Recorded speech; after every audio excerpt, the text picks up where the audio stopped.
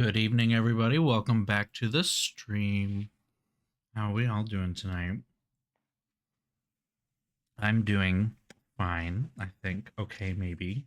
I'm losing my mind a little at work, but that's not uncommon, I guess, for right now. I'm hoping that will improve in the near future because I'm launching an exhibit. And once the exhibit is done, my everything will feel better. I'm like on the verge of sneezing. I need this to go away. Oh, whoa. Complete non sequitur here. Um, but like Streamlabs has a little ad at the bottom for it right now that's like your streaming costume for Fortnitemares, which is a dumb play on words, nightmare, Fortnite, Fortnitmare. Got it, right? But like Fortnite is already a play on words.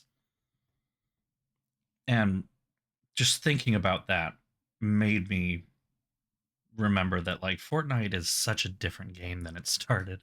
Fortnite was meant to be, I think it was a zombie defense game. I think I want to say it was like a collaborative thing, or maybe it was single player. I don't remember. Um,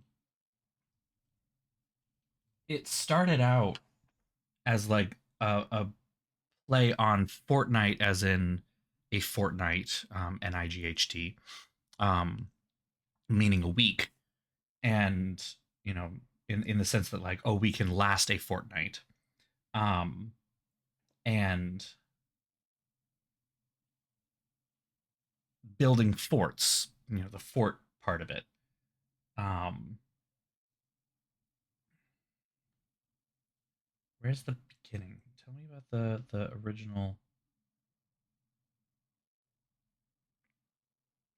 Uh-huh. Hold on.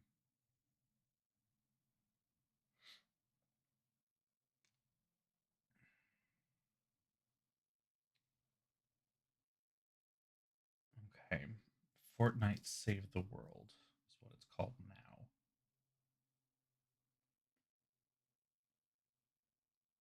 This is not telling me enough.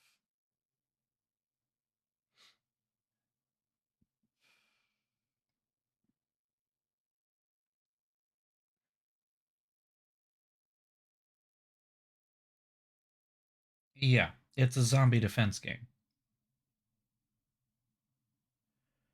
Fortnite Save the World is described as a unique blend of sandbox survival co-op light RPG tower defense game.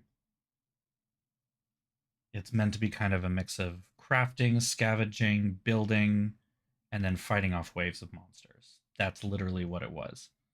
And it's like wild that it is totally different now because it's Fortnite Battle Royale, quote unquote.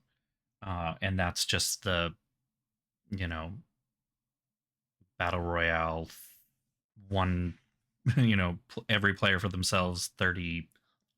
I don't even know how many people are in a Fortnite lobby. I don't fucking know. Never played the game. It's just wild to me how quickly and wildly different it is now.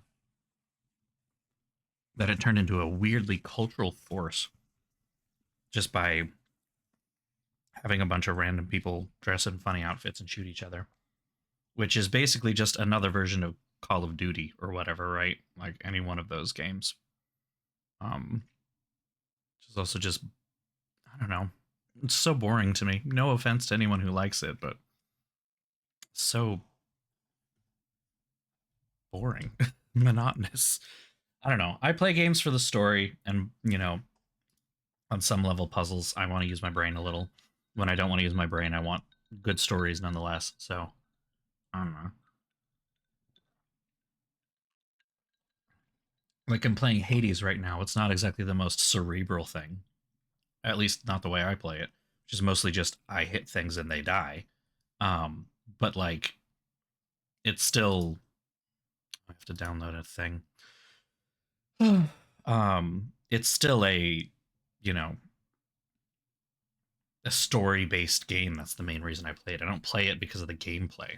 I don't understand. That is the thing that I can't quite get. And this is not a shameful thing. That is what I want. This is not me shaming anybody. I cannot understand people who enjoy just gameplay. I really don't get playing a game for the game's sake. I cannot get into it that way. Um, like even playing a game for social sake is kind of tough for me. That's why I don't play a lot of online games for the most part. Because I do want that story is the big thing. I want to be told a story. I see this as a storytelling medium to me. That's what it's always been. I don't know. It's weird.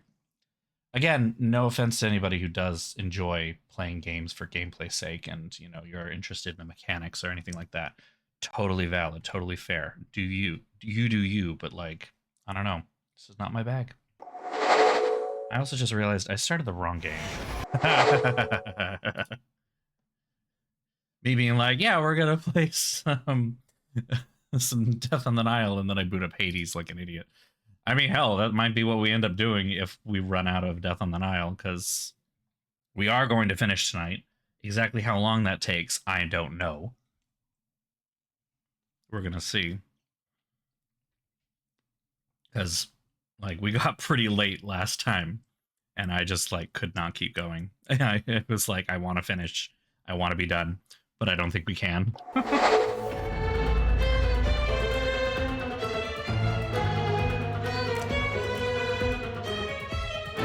I do kind of think that even once we finish, we have to play the other epilogue in order to get all of the collectible things.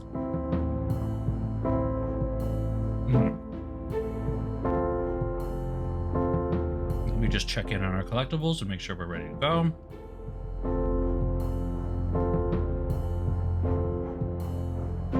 Okay, a bunch of stuff about this.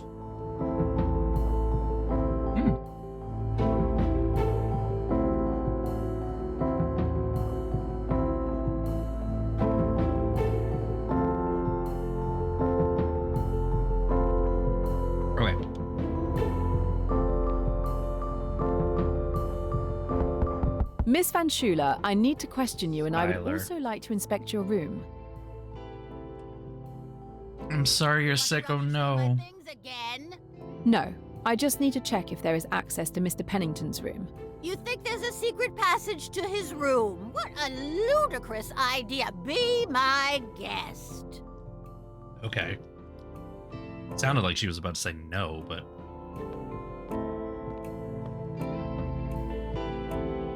then she was just like, sure. Alright, fine. So this is number 6 out of 7, according to this. 7 out of 7 is where?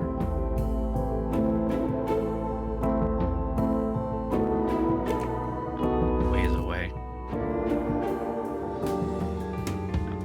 And that's 91, so I'm gonna get to 92 out of 100 on the last level. It's starting to make me feel like we're gonna have to play the next part. No passage or any other way to enter Pennington's room, but I really didn't expect to find one.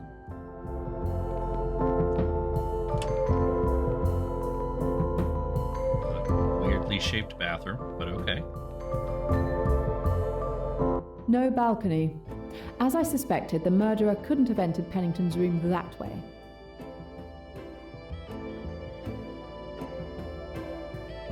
So we just can't get in. He can't get into the murderer could not have gotten into the room this way. But that is also what they told us.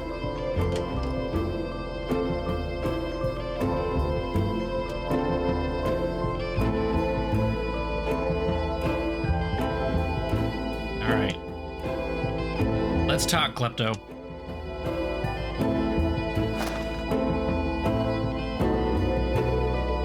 How are you doing? How do you think? With all these deaths, I'm afraid I'll be next. You're not I'm interesting not leaving my enough, room don't until worry. I can leave this godforsaken country. Pennington also stayed in his room, and yet that didn't stop him from being killed. Can you tell me what you were doing before Mr. Pennington's death? Yes. After dinner, I came back to my room at the same time as Mr. Ferguson. I didn't use a secret passage either. Yes, I saw you. I wanted to complain at the reception because I was missing a towel. When I went out, I saw a puddle of water in front of Mr. Pennington's door. I went down to inform the receptionist. He came back up with me. Then you arrived. End of story. That's clear. Thank you. All right. Timeline established, I guess.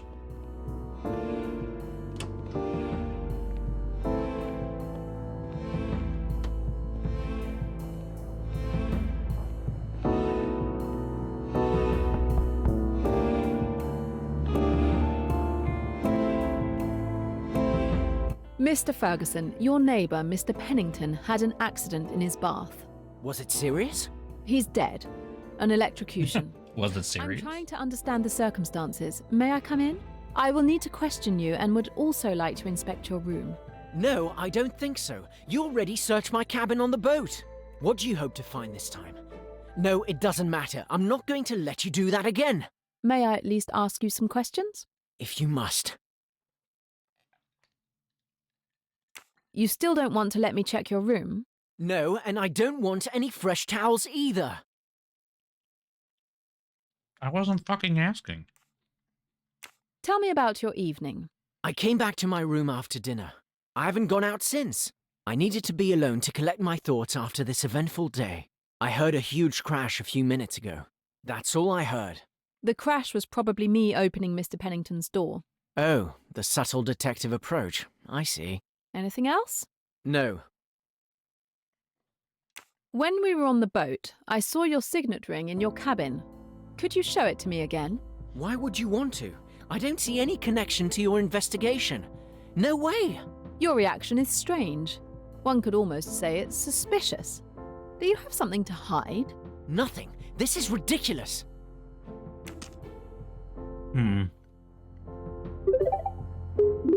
Curious. Oop, that's a noise.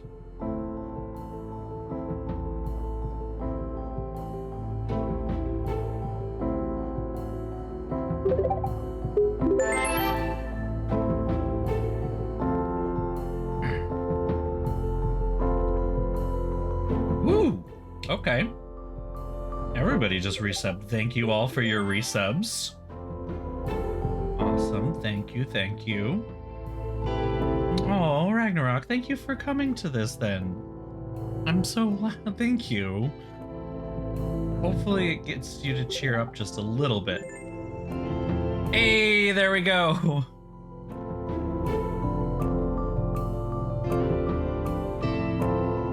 I have taken a celebratory bite of taco. Choo-choo, motherfuckers. Alright, what did I get? Oh, wait. I gotta wait till the hype train actually ends. I forgot about that.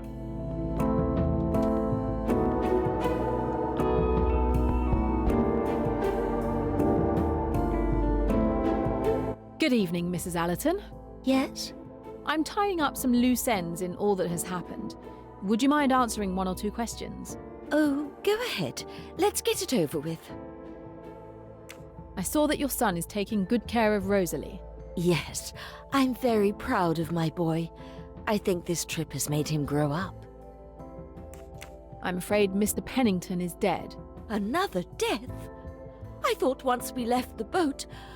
How can this be happening? You didn't know he was dead? No, I haven't left my room since I came back from dinner.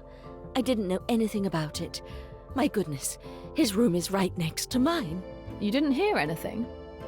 I don't think... No. Wait. There was a fairly loud crash a few minutes ago. Yes, that was me breaking down a door. Oh, I see. Anything else? Besides the neighbors on the other side talking. Thanks. I'm sorry for bothering you.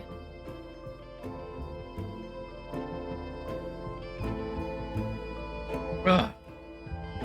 Food has been ingested. Oy. I'm guessing going all the way down there doesn't help me at all. Maybe it does.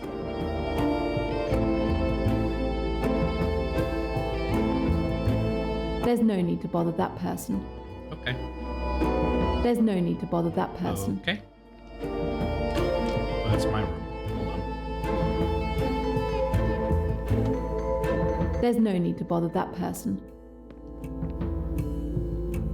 We gotta ask about the stuff we found out on the board. Good evening, Cornelia. I hope I'm not bothering you. Not at all. I was just reading. I have bad news. Mr. Pennington is dead. Oh no! An accident? He was Yeah. electrocuted. It clearly wasn't an accident. Since Mr. Poirot is not here, the hotel has asked me to look into it. Are you and your cousin going back tomorrow? No. Marie wanted me to accompany her to Thailand, but I've had enough adventure. I prefer to return to the United States. I understand. It hasn't been your average tour. Yes, to say the least. I want to go home. When I searched your cabin on the boat, I remember a photo in your pocket watch. Could you show it to me again? If you like. But why? There's a detail I would like to check. Oh, really? How peculiar. I'm pretty sure your father Here it is. belonged to a cabal of secret arms dealers. Exactly what I remembered. Would it bother you if I borrowed the photo for an hour or two? But why? I'm very attached to it. Do you really need it? It would help me. I promise I'll take good care of it. All right then.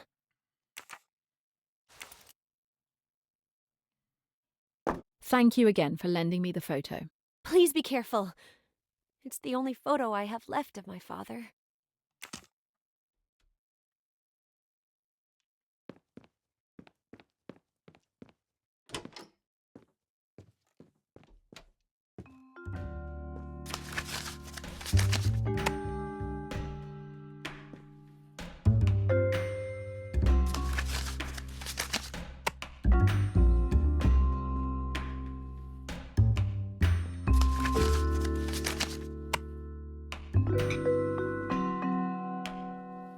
All right, what do we got?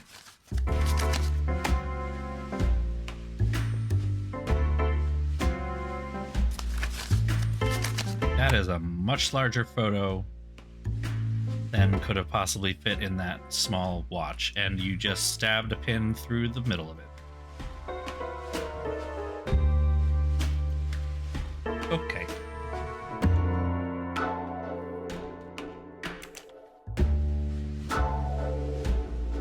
Let's see, a tree, 3 clovers, boar, and a badger?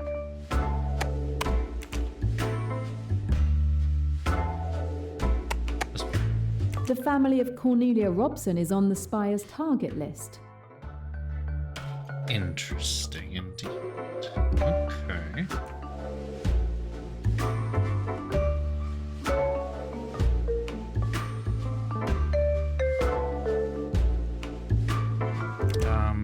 Jaguar tattoos go to... That jaguar There tattoo we is go. strikingly similar to the one from the spire. What did I get? Pennington Let's see. is the jaguar of the spire. Oh, bitch. I like this one. Okay. Hold on. Hell yeah. It's literally just called That's a Serve. Nice. You and me both, Digishell. Nice. Yes, we all did. Oh my god, that's so great. Oh my god, I might actually start using that one. While I never actually, what's it called? I never actually use chat.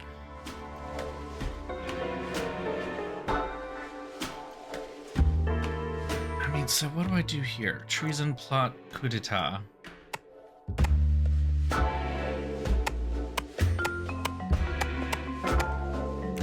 No.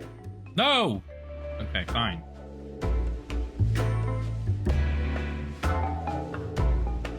We have the anchor, feather, key, sun, and rose. Anchor, feather, key, rose, and sun. Treasure is not on that. No. Okay, fine, never mind.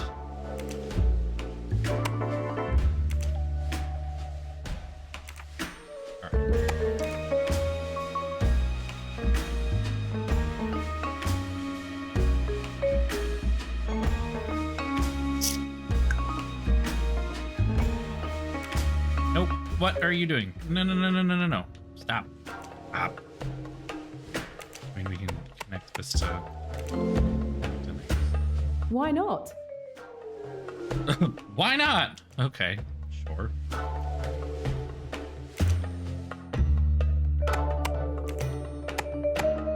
This woman who died in that car accident, she's the one Pennington is holding hands with when they were younger. Pennington seemed to care for her. Alright. Now she's dead.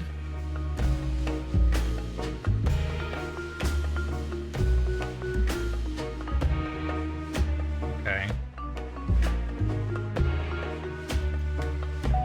The right stick is so incredibly twitchy.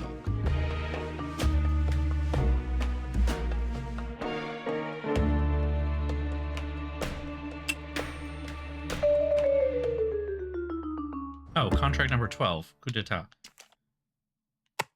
Right there. Unlike Oop. the other orders, this kill order has all the organization's seals. All of the Spire agree to take down this man for treason. He was therefore killed by Richetti.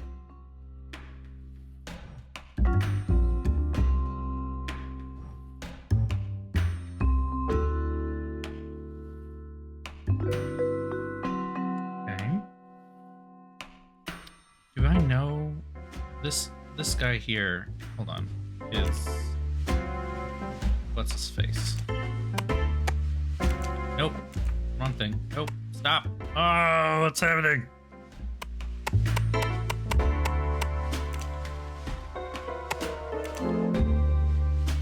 What talent! Okay. Thought we were gonna get. Okay. Brilliant!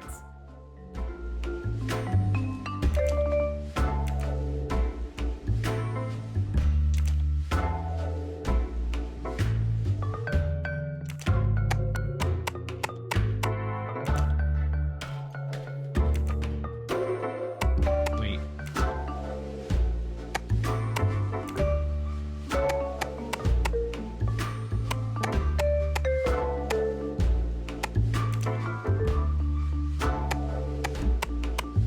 I can't see shit.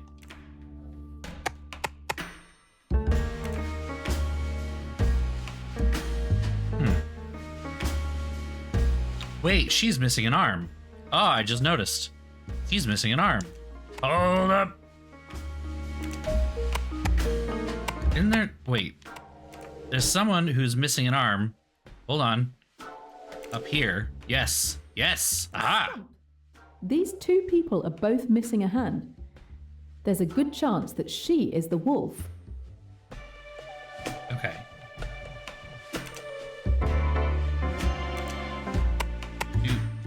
That's almost it. What do you mean it's almost it? Didn't we just figure it out? What the fuck? That's almost it. Huh. Okay. Doesn't like that. Ooh, whoa. Whoa. Oh. Ooh, excuse me.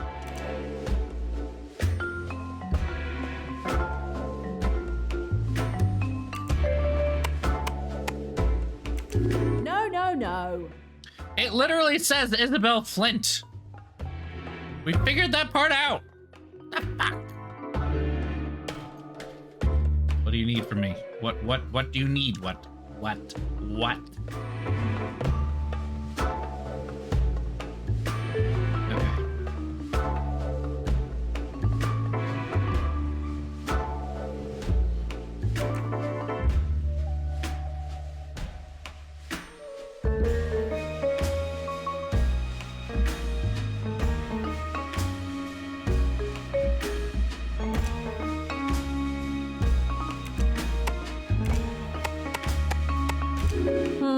No.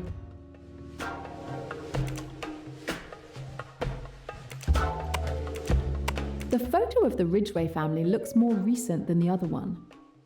While head of the Spire, Meluish Ridgway stole all the assets of the Robson family, including their home.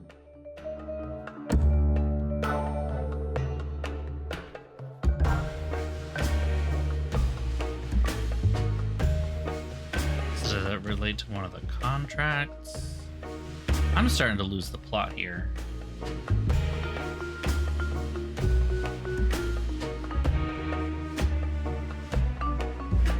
This is starting to look like a crazy person's board, I'm just saying. We're well into conspiracy theory territory at the moment. I'm not even sure what we're trying to figure out here.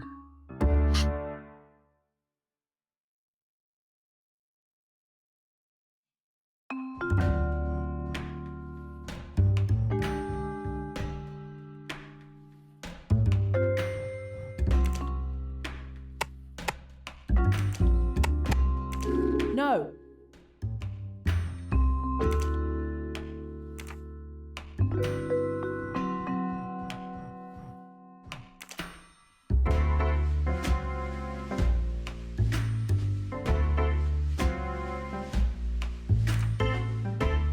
I literally don't see anything else that I can, like, put together.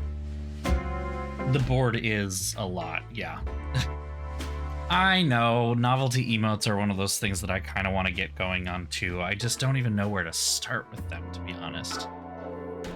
That's why the stickers were a little bit of a nicer, like, stand-in, but yeah.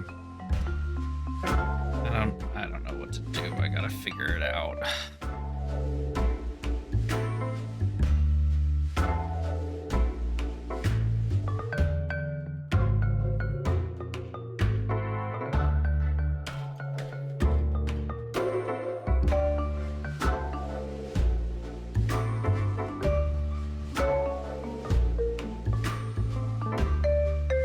Okay, I already did that.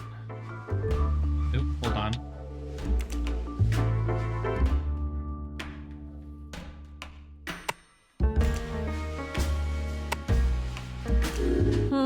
No. No.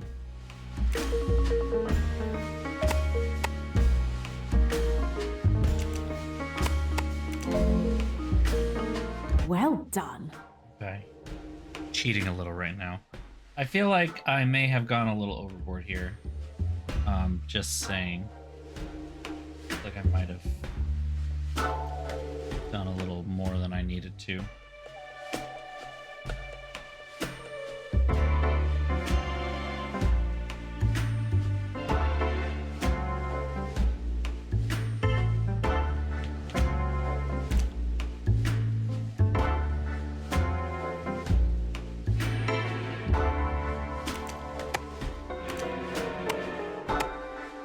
Isabel Flint died the day after Meluish Ridgway's funeral.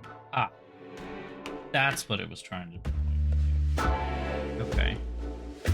Have that one. Have that one.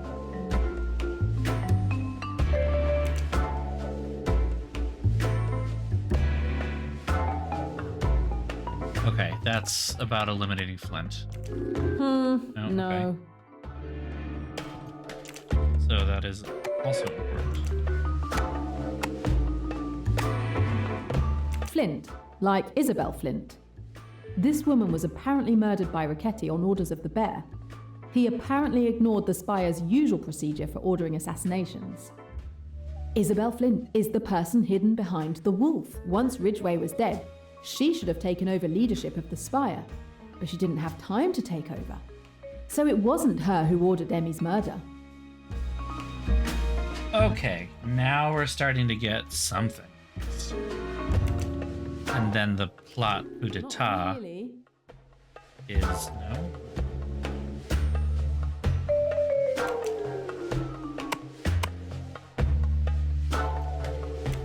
That's almost it. Almost. Interesting. It says that. Good.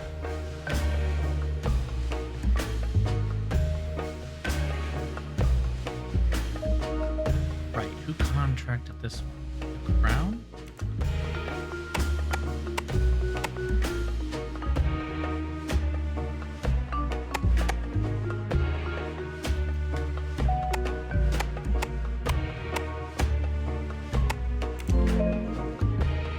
Good.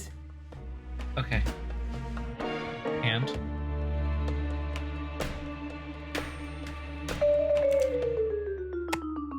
This kill order bears the seals of all the leaders of the Spire, except for the bear. Except the bear. It makes That's sense, what I was considering missing. he betrayed the organization by killing Flint behind his colleagues' backs.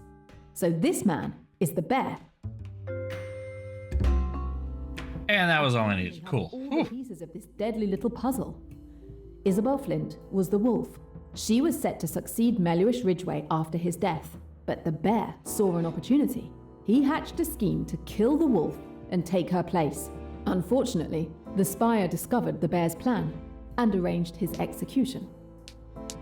After the plotting and treachery was over, all of the highest-ranking leaders of the Spire were dead, except one, Pennington.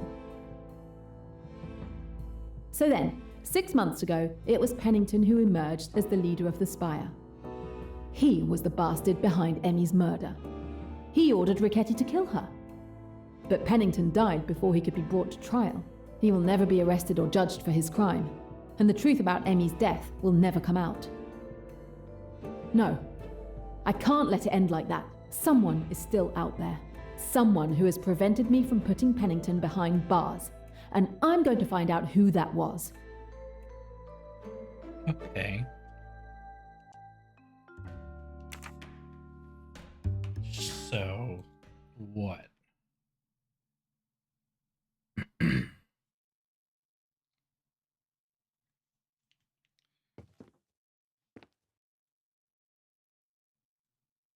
I mean, I guess the two remaining people, the guide is pointing to Ferguson and Cornelia, so I guess we'll go fight them.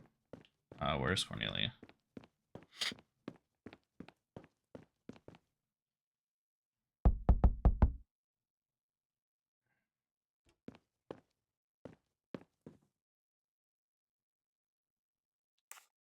Did you bring back my photo? I need to keep it a little longer. You lived in a very beautiful house back then. You seemed to be well off. Today it's clear you depend Well off. financially on your cousin. Rich. What happened? It's no great secret. At the time that photo was taken, we wanted for nothing. Let me put it that way. My father made some bad investments. We lost everything. We were ruined. My father died shortly after. It's the only photo I have of me with my father. That's why I care about it so much. Well, we know it wasn't investments. I think you might be editing your story a little bit.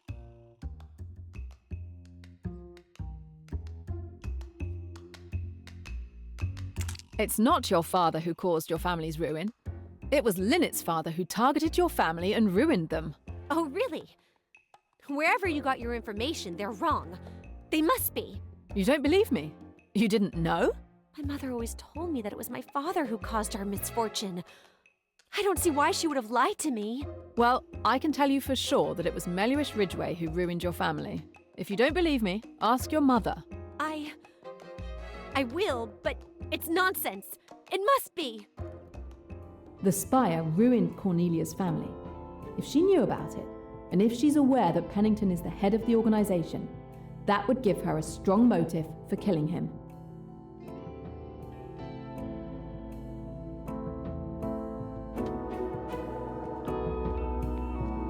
She had a motive, but that doesn't mean she did it.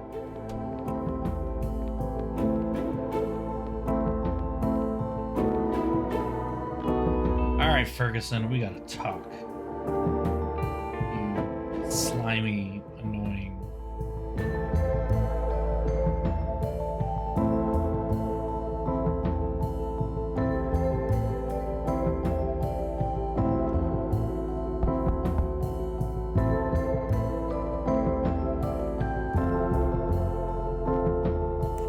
Tell me about your evening.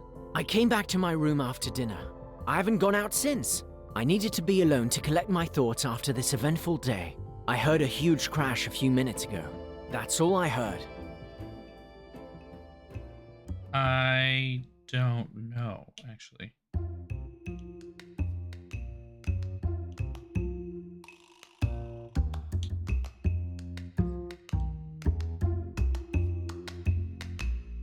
Oh, wait, I needed to be alone. Adele Allerton heard voices in the neighboring room. That's right. Oh, yes. Were you really alone? Yes, I've Who were already you told with? you that.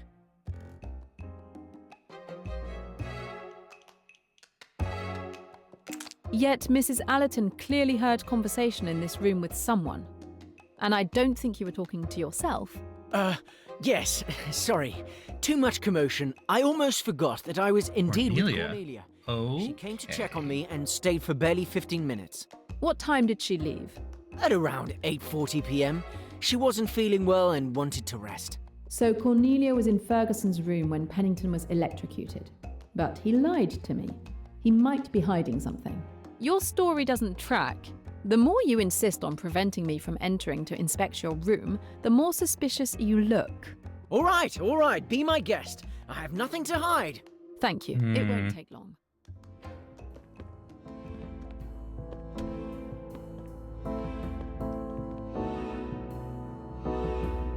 No balcony. I knew the murderer couldn't enter Pennington's room that way. Okay. Hello, puzzle box. I have to do this stupid puzzle again. I really don't want to.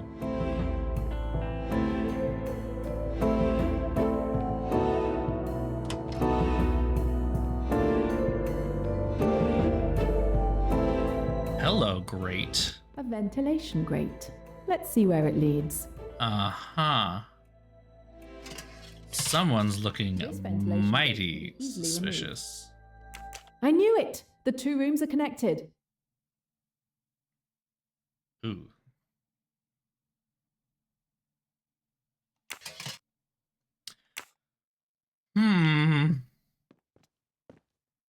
Suspicious as fuck. Okay, alright, let's see if I can do this fucking shit again. Alright, we have how many doves? 1, 2, 3.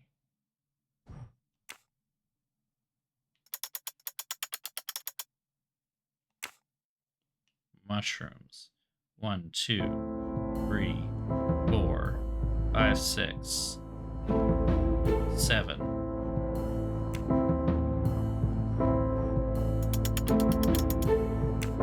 Alright, flowers. 1, 2, 3, 4, 5. 4, 5.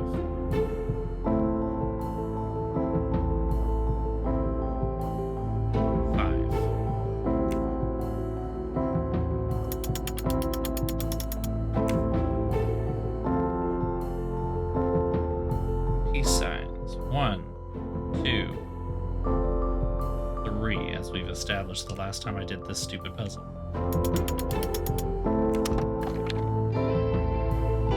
Okay, alright, we already did this! No, hold on.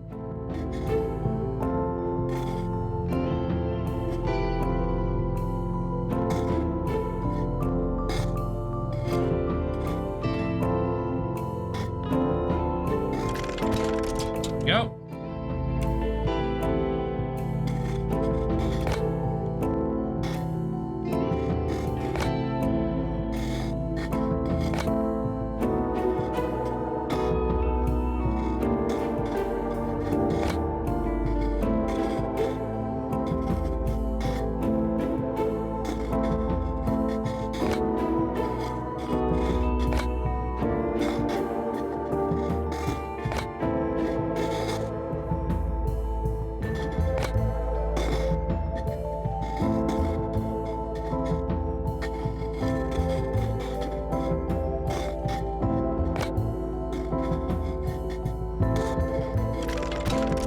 There we go. It's the same puzzle as before, so I don't really...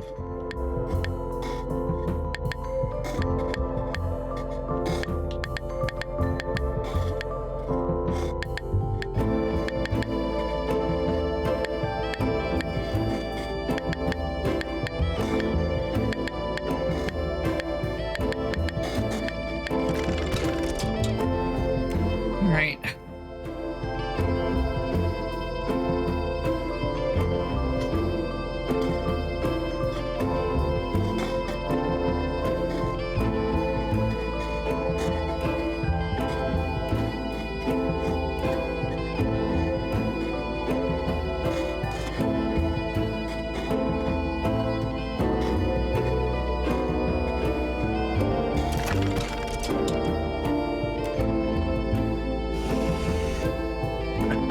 That's what it was going toward. God damn. Okay. All right, game. You fucking got me. I needed it anyway. But okay. Well played. Well played. Okay.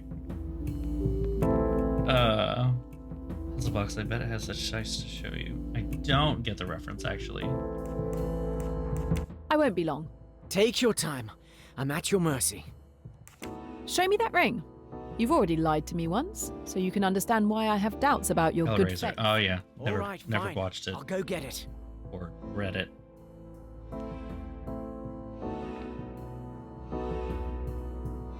Here it is. Happy now? I'm going to draw this coat of arms for my clue wall. For my clue wall. So, is this the murder weapon? Are you going to put the handcuffs on me? Not yet, but you shouldn't take this situation so lightly. All right. Back to the clue wall. The very organized wall of clues.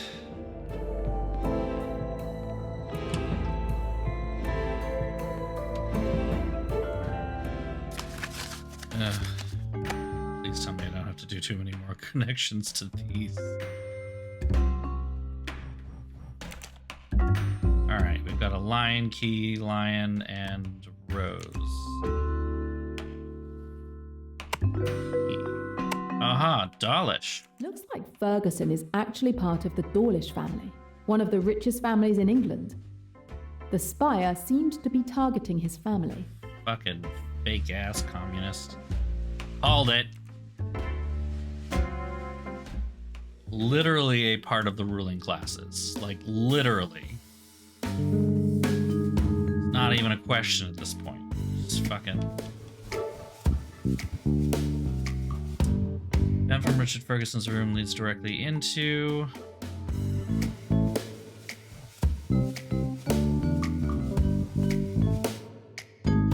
There's a lot here.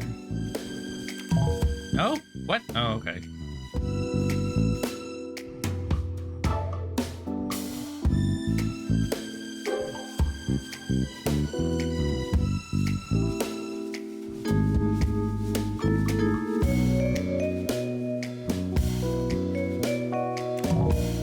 Okay, also not that. What the fuck?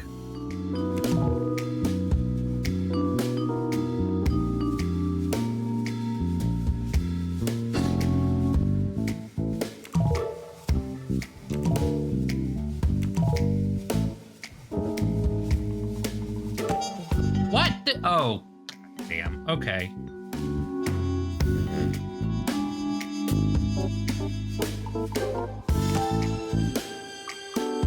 It might have Water's seemed wet. that the murderer could have climbed through the ventilation grate from Ferguson's room. But it's Oh, far too that sounds small to lovely. have gotten through there. This is making me want to have hot chocolate.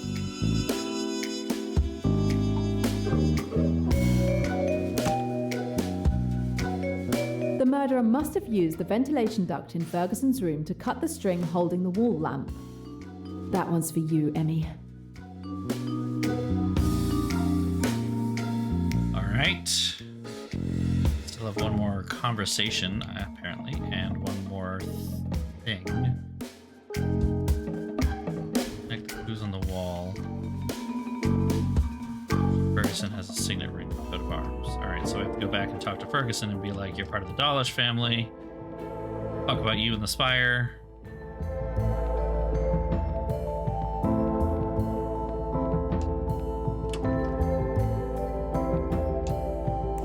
I've uncovered the little mystery of your signet ring. Again with my signet ring? Are you insane? Nope. It's just a perfectly ordinary signet ring. My father gave me that ring. I keep it safely in a secure box because it holds a lot of sentimental value for me. It's a perfectly ordinary ring. It's like, no, it's not. Your signet ring is not as ordinary as you claim. Really? What makes you say that?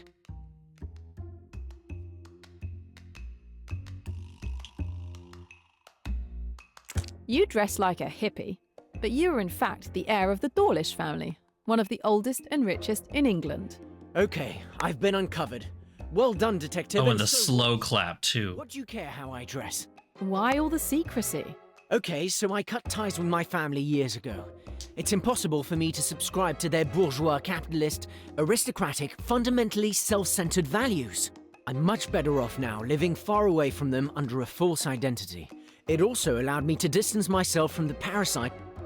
It's much better for me to distance myself from them and live far away in a life of luxury, touring the world and going to palatial hotels while pretending to be a goddamn leftist. They call friends, who swarm around my family.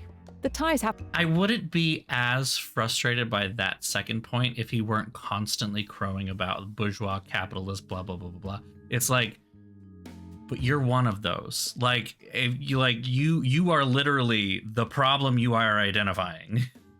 And instead of doing literally anything with your wealth, power, and privilege and station to help your cause, you are traveling the world in luxury while complaining about it. Fuck off. Haven't been severed that much. You seem to maintain quite a comfortable lifestyle. The spire is looking to ruin the Ferguson family. If he's aware that Pennington is the head of the organization, he knows that by killing Pennington, he distances the spire from him and his family. That would be a good motive to kill him.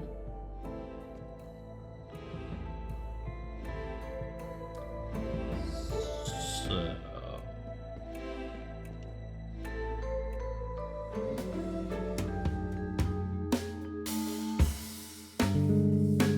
I'd still have one more clue to connect something with, I guess. I know, right? We were just saying the Dawlish family. It's Dawlish, not Ferguson. Ferguson is an assumed name.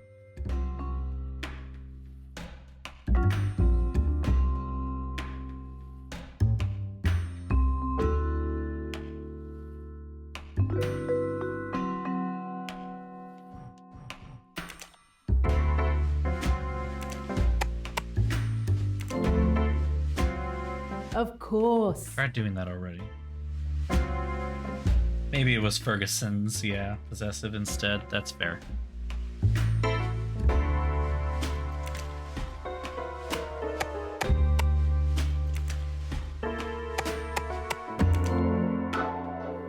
Great work. I don't know what this is doing.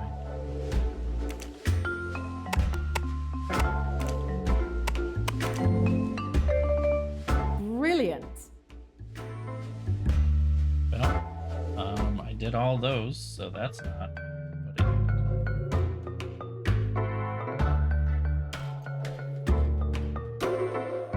Oh my god, okay. Apparently I haven't done this yet, which... Nope, no. nope, that was not what I wanted. Okay. Great.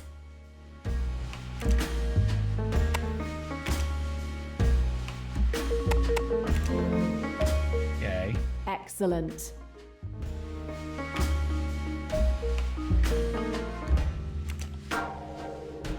Need to connect all these down here.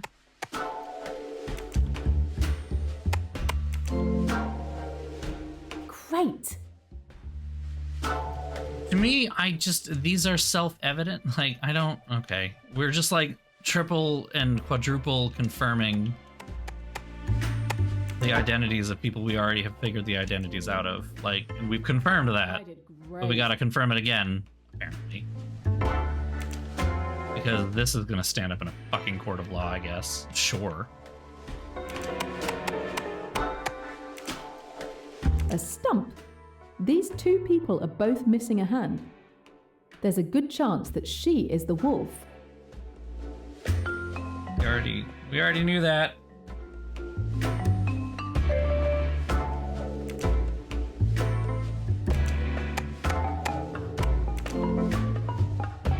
Brilliant.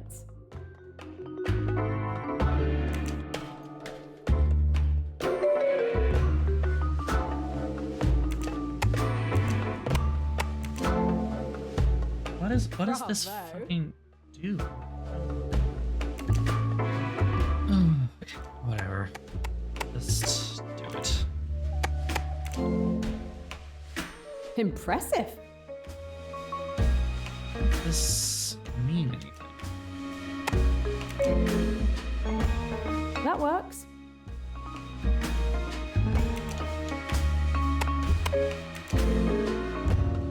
Correct.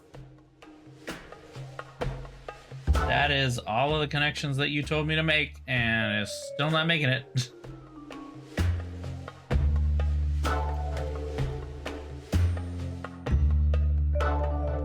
Dang. I did that one already, right?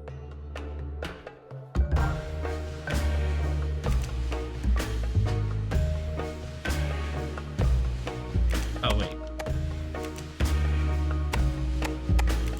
No. No.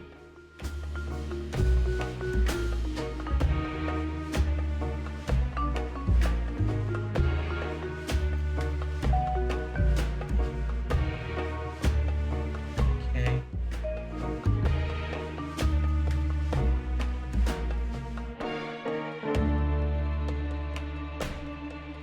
There is another connection with Cornelia's father.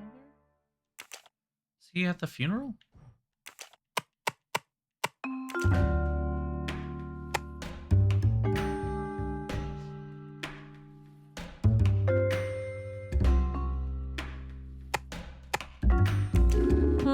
No. Doesn't make any sense.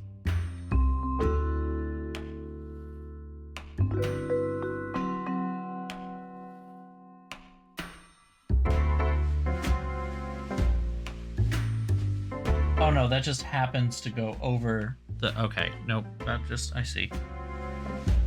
That connects down there. That connects up there. Understand what I'm missing here.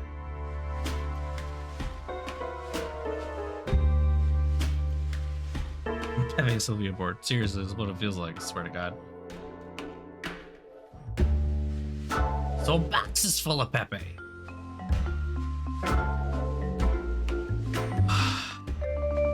Is there just like a picture of the finished board that I can use? Like, that's what I need out of this. Not that it's gonna fucking help. This board is a tedious thing. At first I was like, this is cool. We're putting together all these connections. And now I'm like, these feel redundant. I don't understand why we need to keep doing the same fucking shit over and over again.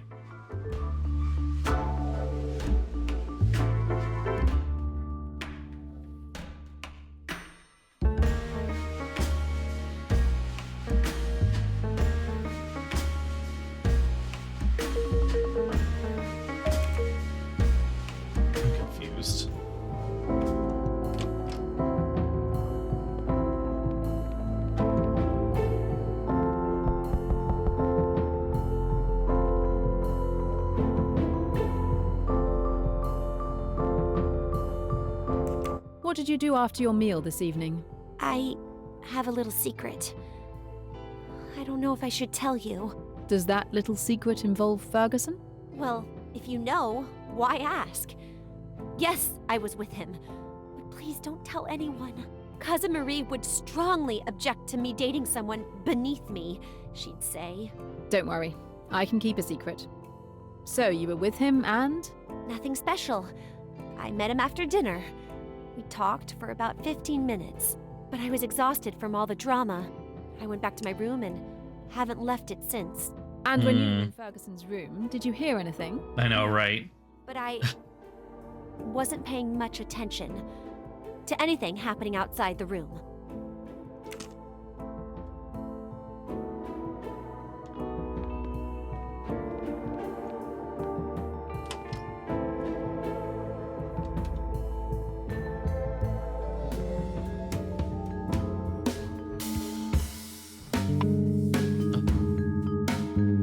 I still need to make more of these fucking clues. Ah, going nuts, going crazy. All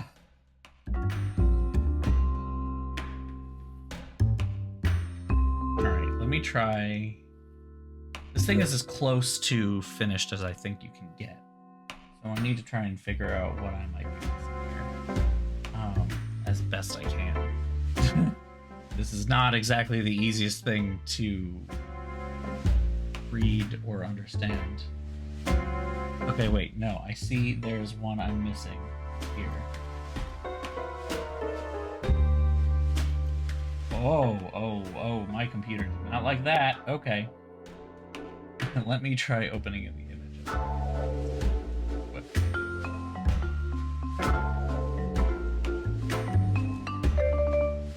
The fuck is that going to?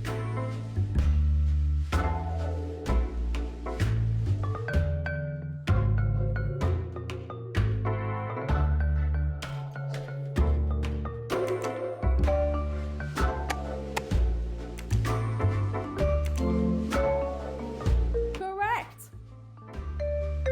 I don't know what that was about, but okay.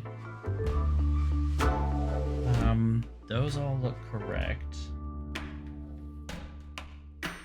Those I know are correct.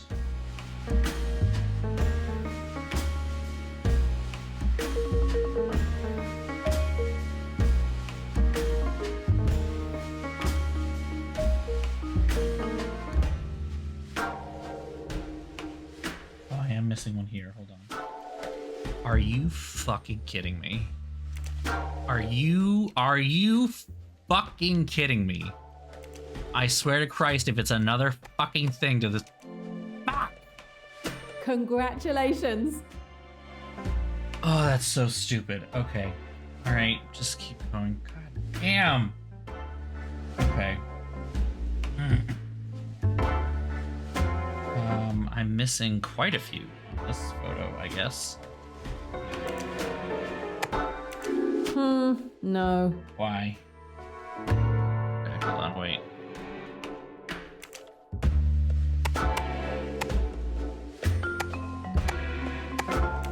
No. No, no, no.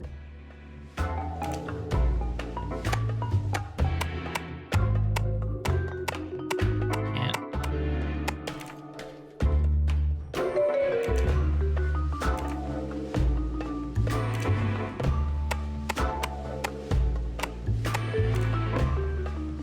Oh no, I already got that one. Oh, I already got that one. Where does that go? Oh. Because the contract is for a kill, and so you have to connect the killer. Good.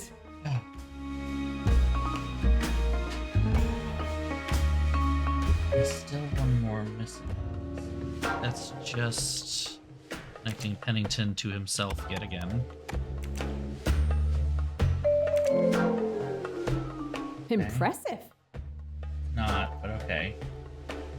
This fucking tangled mess up here. Oh my god.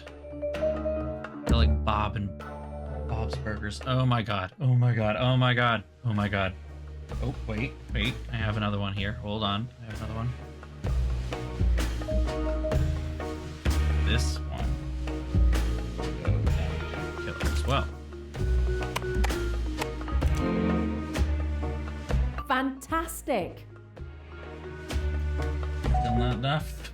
Still not enough. Ah! Okay. This is the big awful mess. I see one on the right. Okay, 1, 2, 3, 4. 1, 2, 3. Okay. Then 1, 2, 3, 4, 5. Okay, that looks fine. 1, 2, 3, 4, 5, 6. Okay. Oh, God. Okay. This is so hard to read.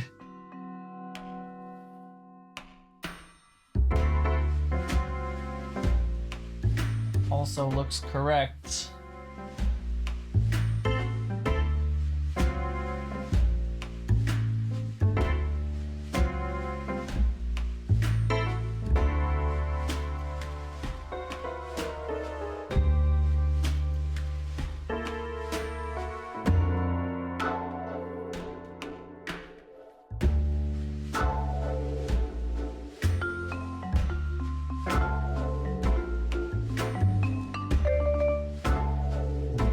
anything. I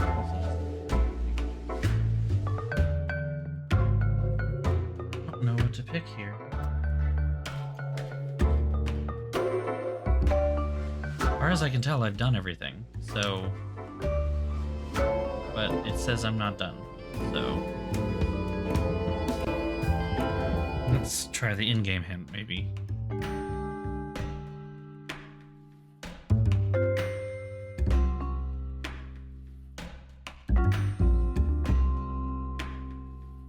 Okay. What about it? Oh, there's supposed to be 2 here. No. What?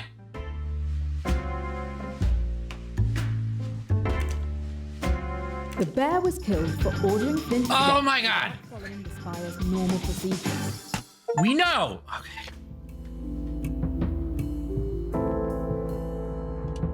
Swear to god, if I have to do another one of these in the second epilogue, we might just quit.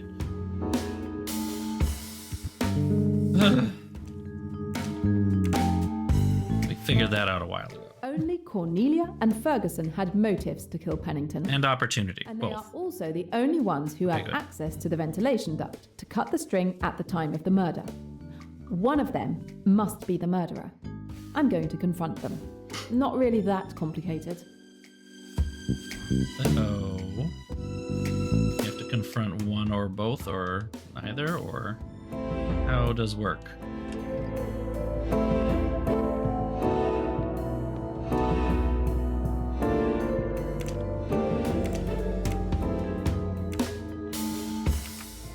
I mean,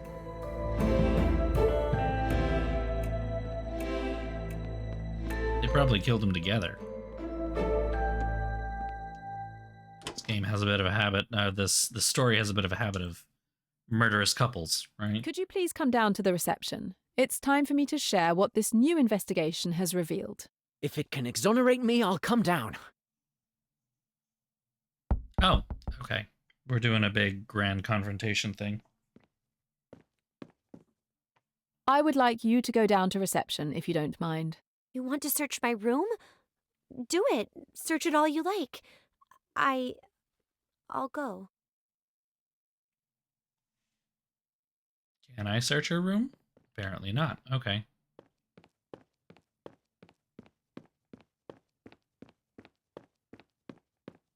Oh, hey, Poirot's back.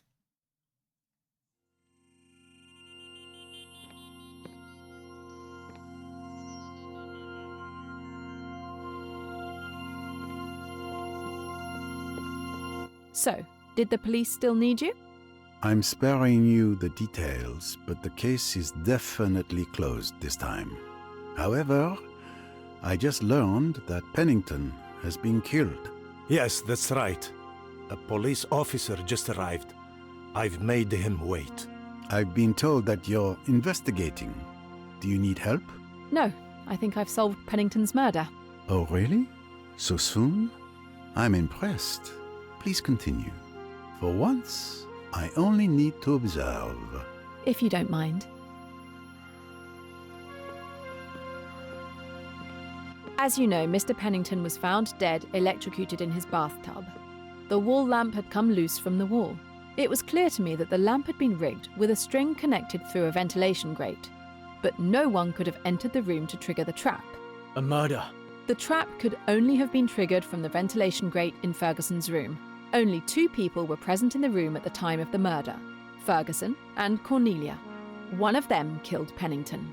I've had it with your accusations. I don't understand anything about your story. I'm just getting started. We first need to talk about Mr. Pennington. Thanks to documents I retrieved at the time of I Rakesh's like how arrest, everyone's just I slowly discovered the true identity of Andrew coagulating Pennington. He anyway. is more than just the manager. None of them are the involved, Department but of they're all like, Finance. all right. He is also the head of a criminal organization called the Spire. They are involved in arms trafficking on an international level. Want to start a revolution? They'll supply every bullet. Richetti worked as a hitman for them. Pennington was a crime lord? I knew he was corrupt, but to that extent. I also discovered that Pennington was connected to my 2 suspects. Let's start with Cornelia. You were born into wealth, but your family was ruined by Pennington and Lynette's father, who was also part of the Spire. You knew this, and you decided to take your revenge. You're wrong. My father caused his own ruin. Let's next have a look at Mr. Ferguson. Beneath his hippie facade, he comes from one of the richest families in England. You might say, but he lives in poverty, away from his family. In this case, clothes don't make the man, and his family was targeted by the Spire to be stripped of their fortune. He takes luxurious trips with the family's money and enjoys a lavish life. Killing Pennington would ensure he could maintain that lifestyle. What is this Spire? I've never heard of it. It sounds like the villains in a James Bond movie. That's a reference that's topical. I can prove it. So, both suspects have a motive to kill Pennington. Here's how the murder happened.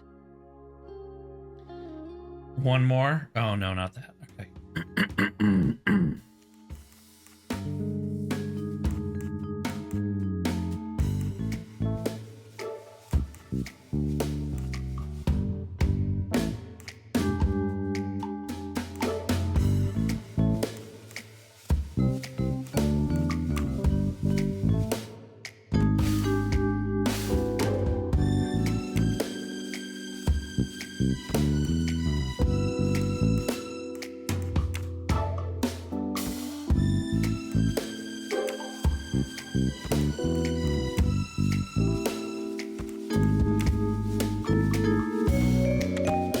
Bam! Got it in one.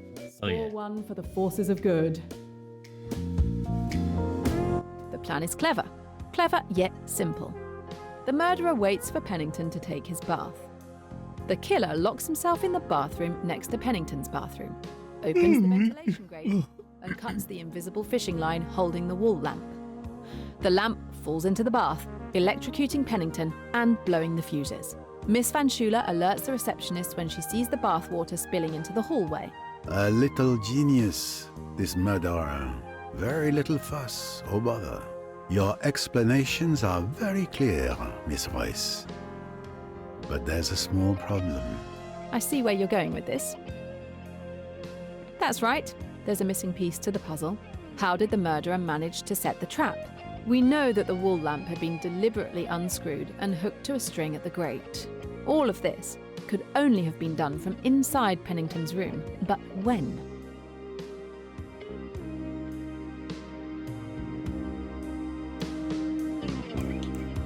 The simple solution would be that the murderer took advantage of dinner to go into Pennington's room and rig the lamp. But we were all at the table. No one was absent except for Mr. Poirot. Mademoiselle, you forget yourself. You think I, Poirot, am an accomplice? Of course not. If you had been the murderer, I would never have been able to figure it out. You are too kind. No one could have entered I was going to Pennington's say, that would have been time one he hell of a arrived tonight twist. until his death, because we all dined together. And then he went up to his room. The trap must have been set up well in advance. But when? We just Okay, arrived. so I Today picked is the your wrong second visit to this choice. hotel. You were all in the hotel a few days ago, before the boat departure for Abu Simbel, Cornelia too. The room could have been entered then and the trap rigged. So the trap was set and only waiting to be triggered after the return from the cruise. But I had the same room as last time. If I may, we always give the same room to a guest if we know they will be returning to the hotel. You all had the same room as before the cruise. Since there were no complaints, the hotel arranged for everyone to return to the same rooms. There's a way to be sure. I'll show you how.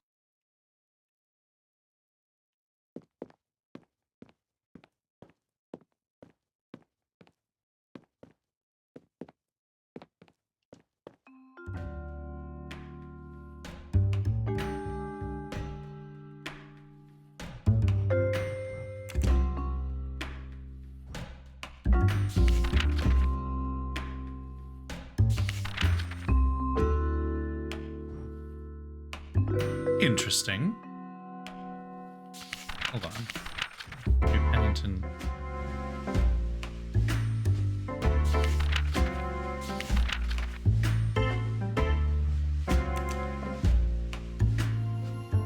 Here is the evidence that condemns the guilty party. Huh. When was that? during the cruise? I can therefore identify the culprit with certainty. I guess it was Robson. Cornelia, you killed Pennington.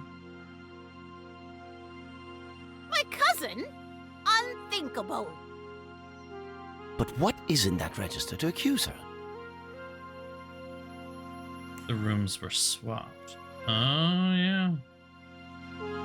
Got it. It is certain that Pennington's and Cornelia's rooms were intentionally switched in the logbook.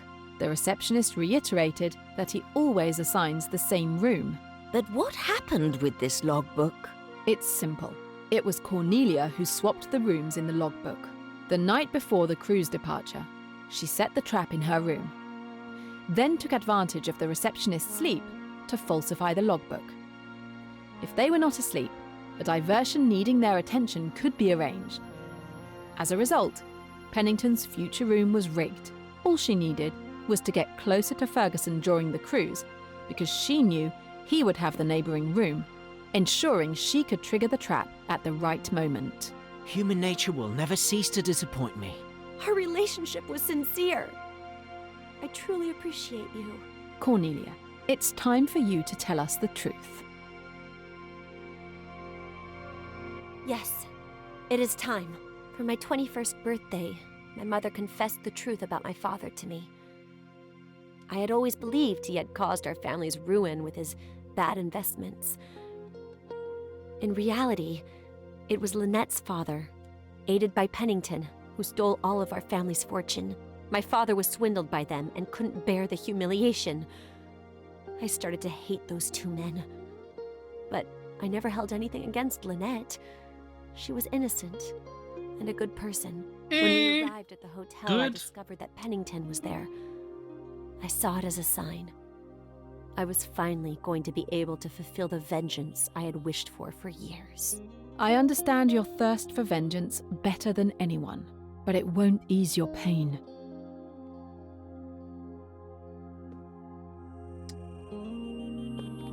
My dear, I didn't know.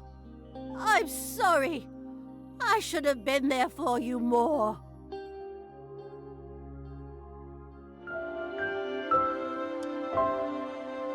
Okay, that was not very satisfying, I'm going to admit. It's like, yay! We are putting away the person who was just trying to get some justice she was denied for her entire life. Not that it was the right thing, but like maybe arresting her in Egypt isn't the way to... Yeah. Could have been different if Jane had taken a different path. You can take an alternate ending. Oh, there's... Hold on, more.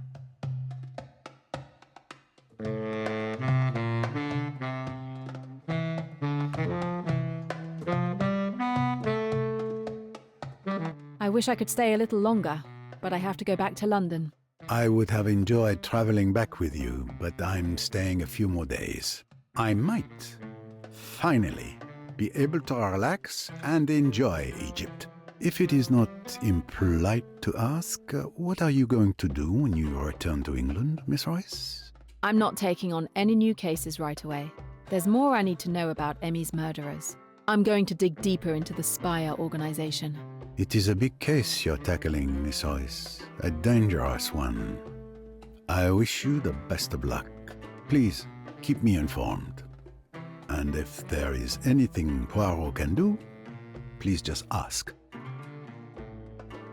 It's been a pleasure, Mr. Poirot. For me as well, mademoiselle. Monsieur. Of course, there were one or two points in your summation of the crime where you erred. What? When? Why didn't you speak up during my explanation? You fucking noob. You were doing so well, and I knew you were doing it. You needed to do it. For your dear Emmy. Let it never be said Poirot does not recognize when love speaks. It is better just to listen. Poirot just said ally.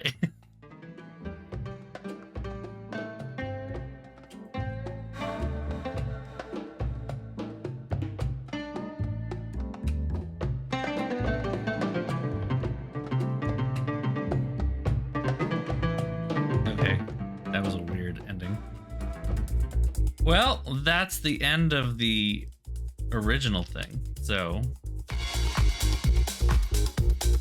there's another one. I'm accelerating the things right now. Production baby. Abigail, spelled in the most strange way I've ever seen in my life. Abyga umlaut lle. Not wrong, but feel right.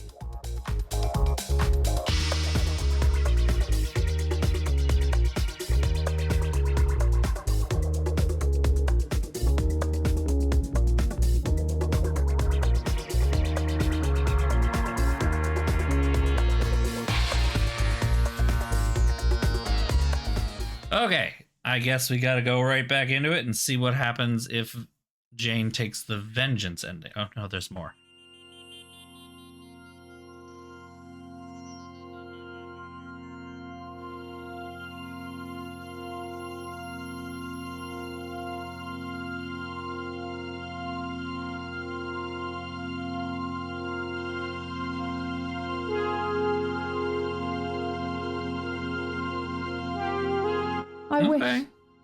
I wish we could share it, Emmy.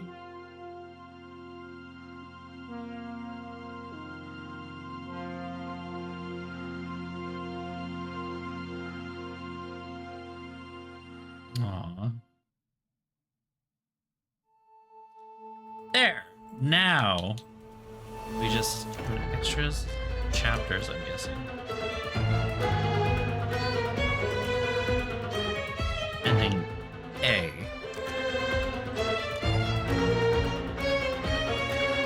Okay, here we go. Very, very weird on every front. You're right, though. Like, the ending was weird. The headline was weird.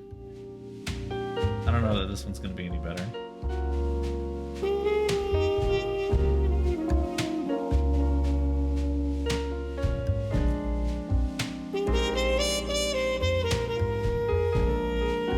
So this is if Jane was vengeful, I guess. Still trying to absorb one shock after another.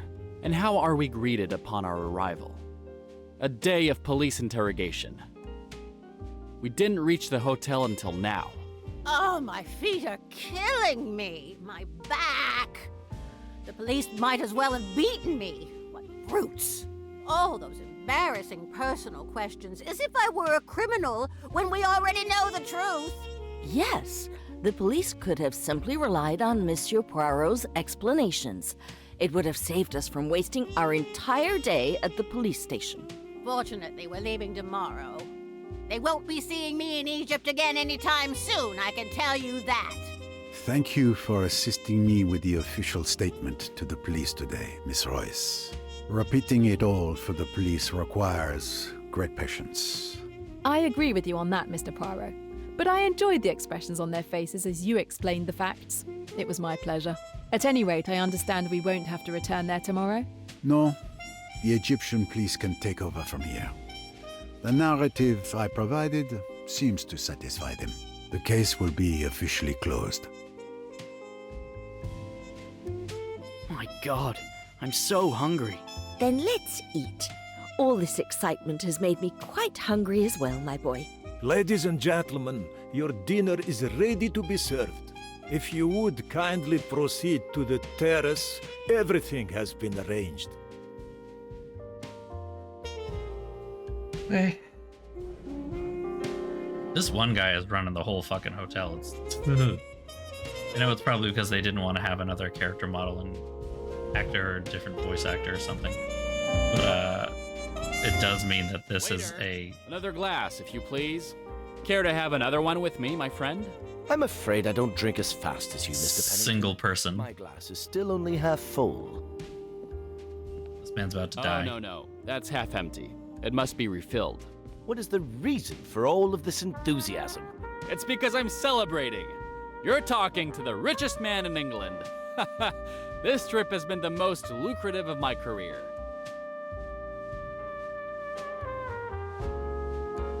If it is not impolite to ask, what are you going to do when you return to England, Miss Rice? I'm not taking on any new cases right away. There's more I need to know about Emmy's murderers. I'm going to dig deeper into the Spire organization. A task very dangerous, I think. Do you have any idea where you will I'm curious start? if this has a Yes, different Rigetti culprit. had a satchel containing some documents. I haven't had the time to look through them until now, but I'm hoping they'll give me some leads. It is a big case you're tackling, Miss Royce. A dangerous one. I wish Dangerous. you the best of luck. Dangerous. Please keep me informed. And if there is anything I can do, please just ask. Waiter! Actually, just bring me the bottle. That'll be quicker.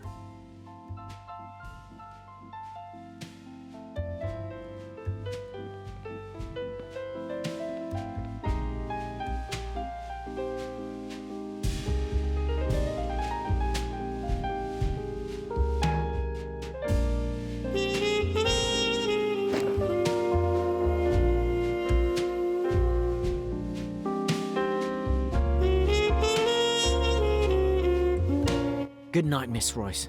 Good night.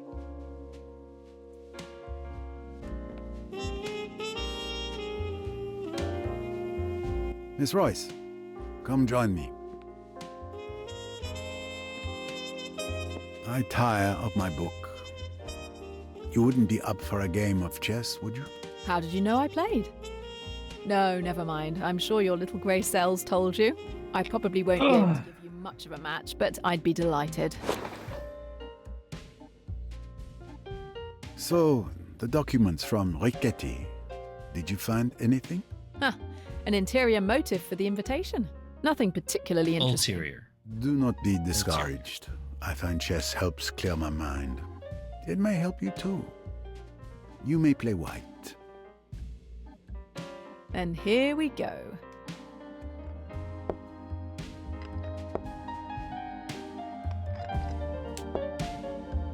Checkmate. I didn't have much hope of beating you, but I enjoyed the match. Don't be modest. You keep me on my toes. Since I won, will you grant me a question that's been intriguing me for months? Months? You've earned it. Go ahead. When we first met at the club Chez Ma Tante, Oh, how okay. did you know that it was Joanna Southwood who had stolen the engagement ring? To me, the only explanation would be that you saw her. Sometimes the simplest solutions are the most likely. That's right. I saw Joanna come out of the storage room with the ring. Et voilà. Sometimes the solution is as simple as that. Ah, the murder. Quick! Help! There's someone floating in the pool! Ooh, okay. All right. Different murder method. Let me guess what track is about to play. No. Oh no. Who is it? It's Mr. Pennington! I checked his pulse. He's dead. He drowned? This is horrible. What a tragic accident. A rather odd accident. Especially because there's a giant gash on the back of his head where somebody was The man had been bashed drinking him. non-stop. Wait, you're not seriously suggesting this could be another murder, are you? Not here. My God, that would be a nightmare for the hotel's reputation. Mr. Poirot, we can't call the police. If they come, it will cause chaos. We'll have to close down. Please, Mr. Poirot, I am begging you. Can you help? I will see what I can find. But the police must be called when I tell you. As soon I as checked you his give pulse, word, but Mr. left him Poirot, right there in you the have water my word. without touching Like him some help? somehow. Thank you, Right. Miss Royce. But what I do now, it is not precisely correct. If there is blame, I would prefer it land on me alone. Okay, but I can at least get Dr. Bessner to examine the body. Thank you again, Mr. Poirot. I'll head back to the front desk and keep the guests and our staff from the pool area. All right, let's do some mustache hunting. And unfortunately, thanks to the receptionist, news of Pennington's death will be all over the hotel. Very well, Poirot. One day you must learn to say no. But for now, you had better examine the scene. Hey, stack of champagne bottles. That one. Oh my god, how many fucking bottles did? Come to Poirot, my little wonder. Opposite. Okay. With all these bottles and the quantity of alcohol I saw him drink at the table, he must have been quite intoxicated. Opposite that spot by the bloodstain. Outhouse? There is outhouse. What do we have here? A small stain. Possibly blood.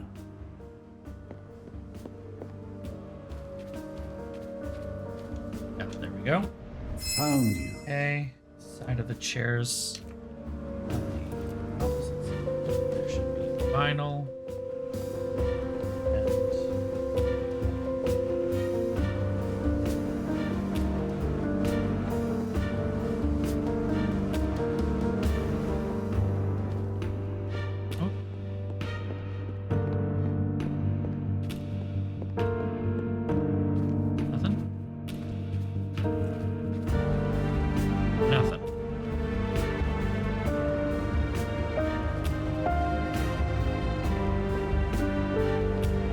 Oh, it's down here. Okay.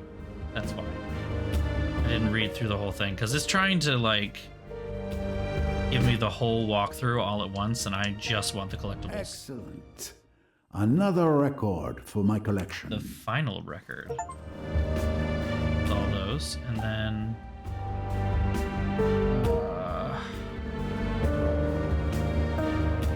Golden mustache. There we go.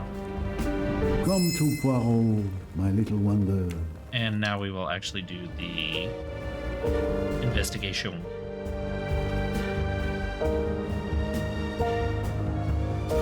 Which makes sense to start with the body, so let's do that.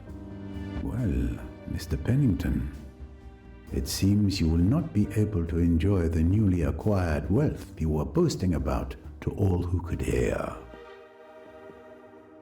Another death? It's a nightmare. I thought the tragedies would end once we left the boat. You haven't touched anything, have you? You ask this of Hercule Poirot, Doctor? Oh, all right. Apologies. But I'll have to pull him out of the water to examine him. You might have sassed everybody else in this hotel, but you won't sass me. I can confirm that he is dead. No big surprise there. Time of death? Exact time complicated by the pool, which is heated. A more thorough examination will help. Heated? Why the fuck is it heated in the middle of the desert in Egypt? With all the hotel guests and staff. Would you mind comparing your observations with mine? With pleasure.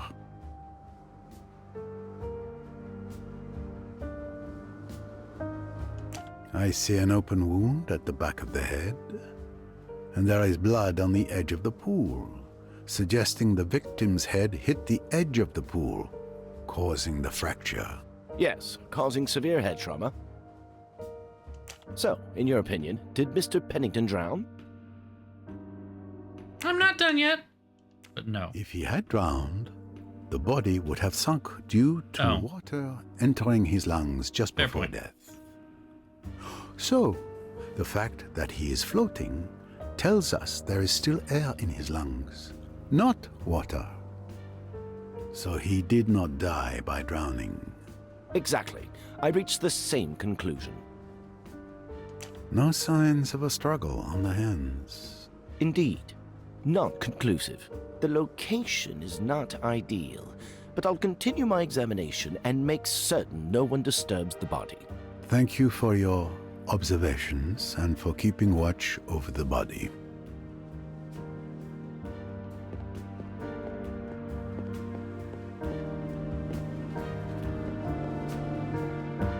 This bottle is unreachable for the moment. For the moment.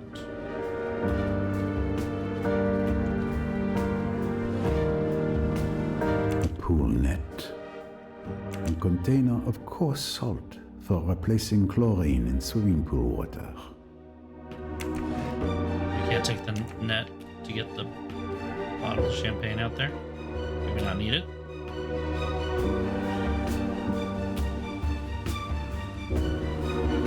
An empty champagne bottle? Can one human being truly consume that much alcohol? Starting to feel like the answer is probably no. Nothing down here though. Interesting. Okay.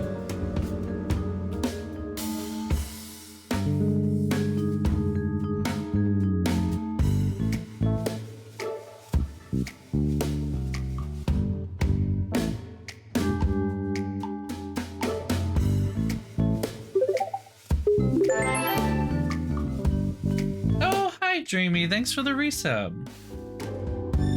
Oh yeah, don't worry. I don't want to have any. You don't want any spoilers from this. I'm right at the end too, so this is the stuff that's not in the novel even.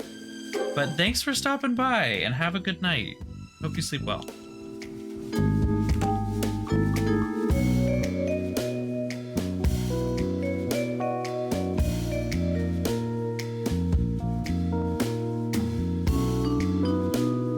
This must be the right solution. Okay, but I'm down here and there's nothing here, so just saying.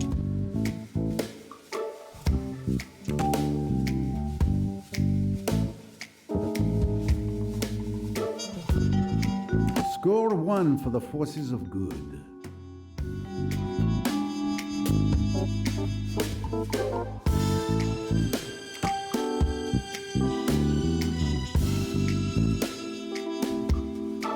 Of course, precisely what I thought. Yay. Unlocks one of these. What does that mean? Okay. Oh.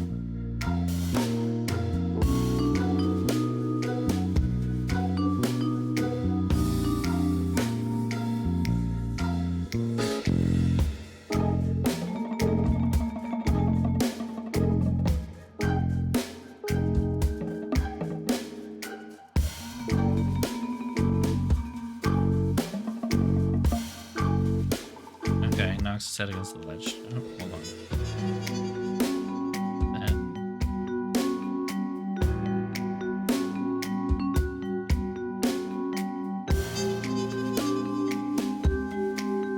Okay, Andrew Pennington is dead. And then the murderer puts the body in the water and then floats. Dead in the water. There we go. Okay, that was confusing, but we got there. For now, it appears the victim was attacked and fell into the pool, striking the back of his head, resulting in his death. This scenario seems to be the most plausible one. I mean, I'm gonna be completely honest. Not premeditated, but it's certain that Pennington's death was not accidental. It seems my work in Egypt is not complete. I do take some issue with that Poirot, because he was extremely drunk and he was by the pool. There is also the possibility that he slipped and fell. Like, that is... The only way to access the pool is by way of the terrace. I spent almost the entire evening sitting facing the terrace entrance. I should be able to remember who came in and out to create an initial list of witnesses and suspects. I should go back to where I was sitting earlier to help jog my memory.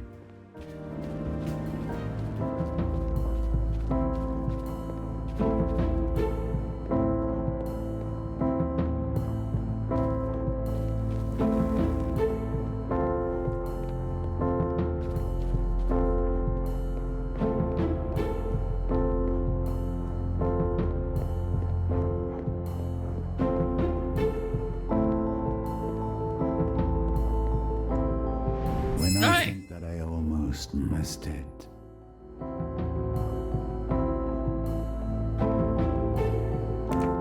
That was number 4, right? Yeah. Head into reception.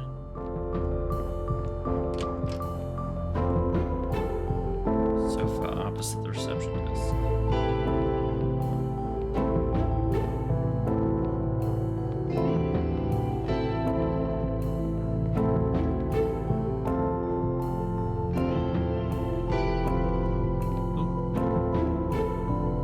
See it.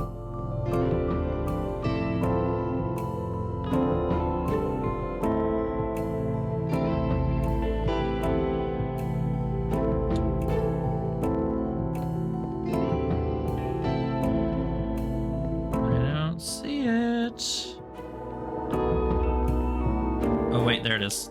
My little wonder. You are sneaky, but not sneaky enough. And there's round sofa near the Sphinx on the opposite side of the billiard table. Totally different style furniture. Ah, my collection is More. growing. That's when we go upstairs. Okay. What coincidence. What timing.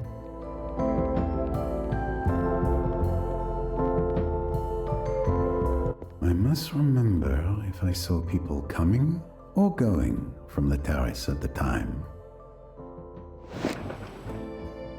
Well, considering... Oop.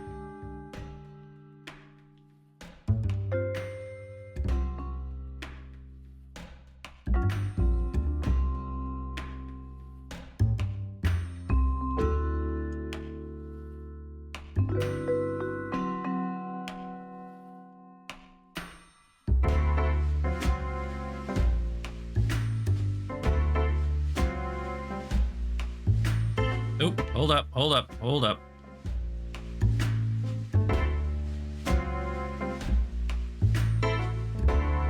Okay. Anne Rice and Richard Ferguson.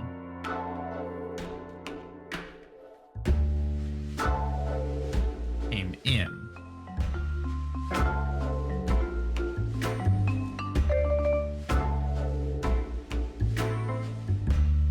And then they kept going. Okay.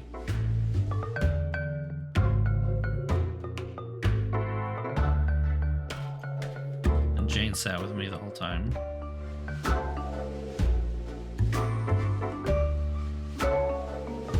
Oop, hold up, back it up.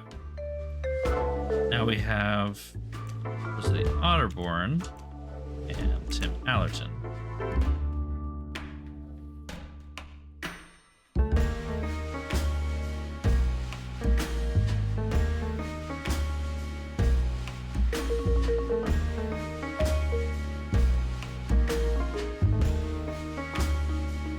Fast forwarding like the Sims here. Live mode, but murder. Oh, they were up there for a while.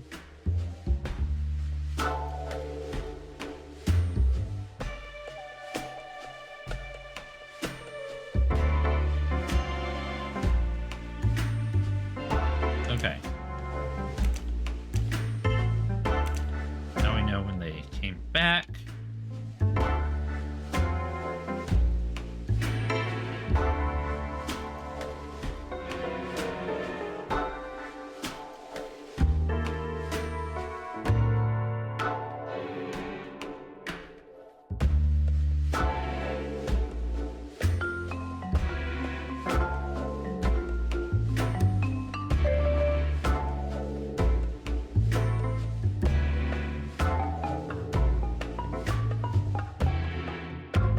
Ah.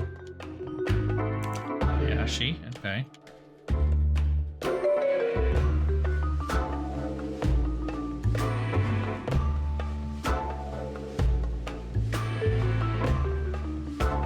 That's when Hayashi came back.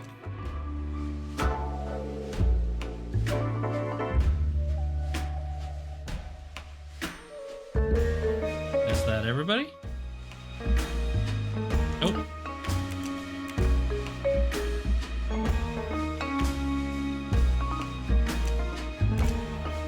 And that's everybody now. I Okay. know who the suspect? Jean's head just like, Miss Royce, Mr. Ferguson, Tim Allerton, Rosalie Otterborn, Mr. Hayashi, and Miss Bowers. I need to interrogate them. okay.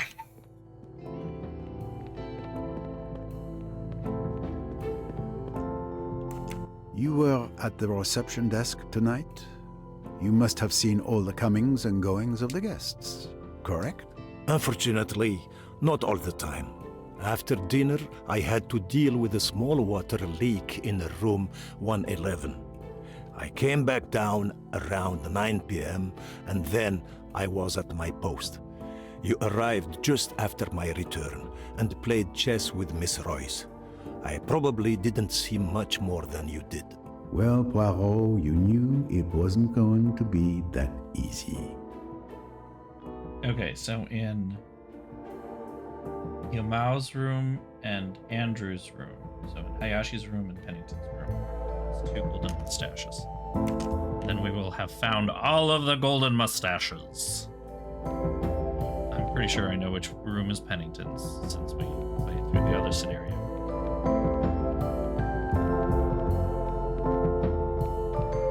Is this going to be the one where Jane is the one who killed him?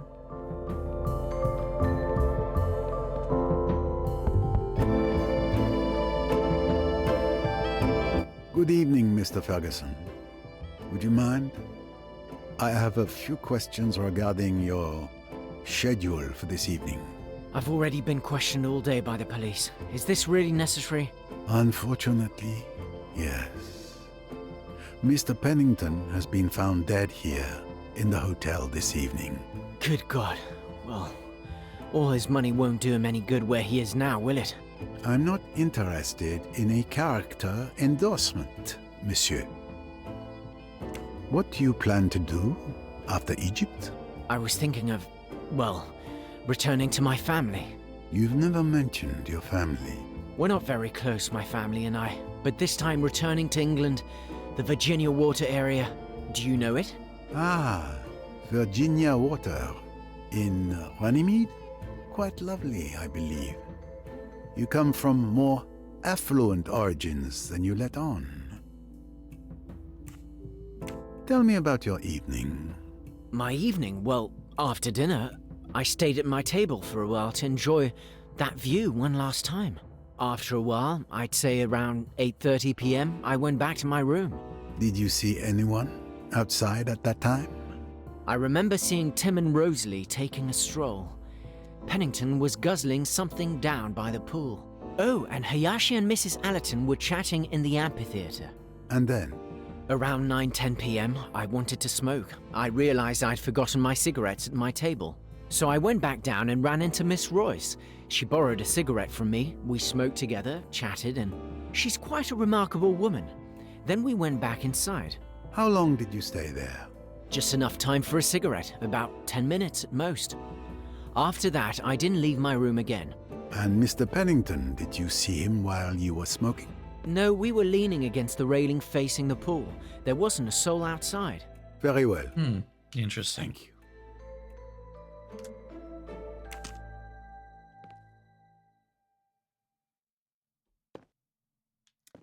Interesting. The occupant is not a suspect for now. Oh, okay. So she didn't swap rooms this time, so she's actually in the occupant is the not room she was in before. Okay, don't so need to actually we disturb him. haven't been in his room yet. The occupant is not a suspect for now. I don't need to disturb them. If I want to question Miss Bowers, she's outside on the terrace. Dr. Bessner is outside by the pool, guarding Pennington's body.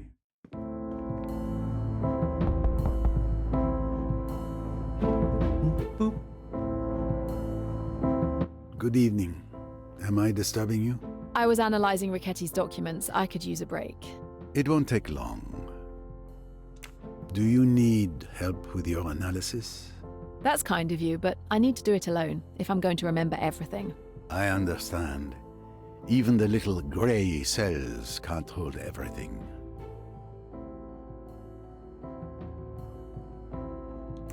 You spent most of the evening with me, but you were on the terrace before I arrived. I thought you might have seen something, even if it didn't seem important at the time. No, I've thought back, but no luck. Mr. Ferguson arrived just a little after me. We just quickly shared a cigarette together. And before that?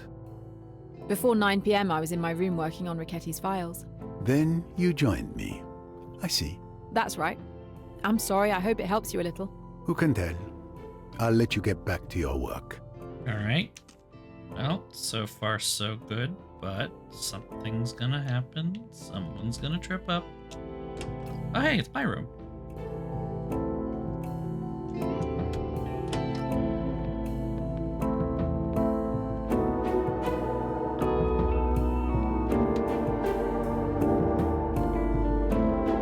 And nothing doing. Okay.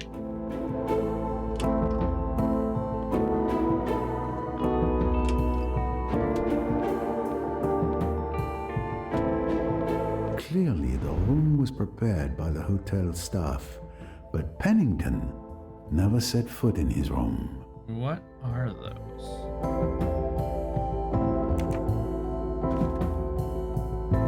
He didn't even unpack his things, too eager to celebrate his literal good fortune.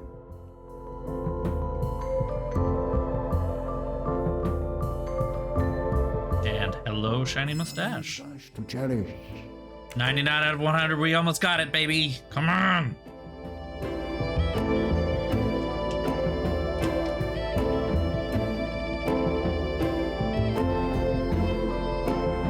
Okay. Well, keep marching down the hallway, I suppose. Who else we talk to? Madame Mademoiselle Good Otterborn. evening. Sorry to disturb you at this late hour. Not a problem, Mr. Poirot. As you can see, I wasn't asleep. Is there something wrong? May I come in? Well, as you wish.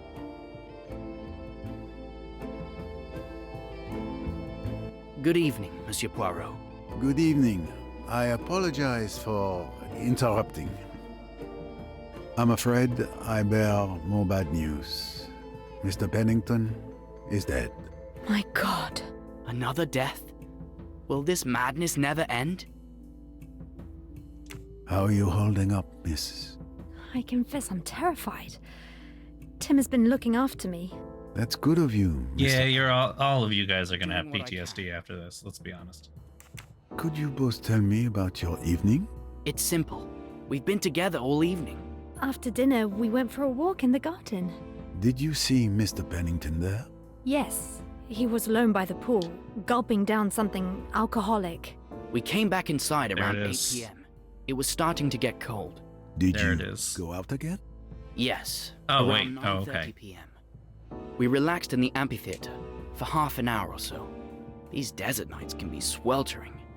Then we came back inside. And Mr. Pennington, did you see him during your time there? I'm afraid I was only paying attention to this lady here. Mr. Pennington wasn't there anymore. Are you sure? Hmm. By the pool, perhaps? Absolutely certain. I didn't see anyone by the pool either, going or All coming right, back. so that little terrace down by the river is the key to this. But I didn't see anything when I was down there, so.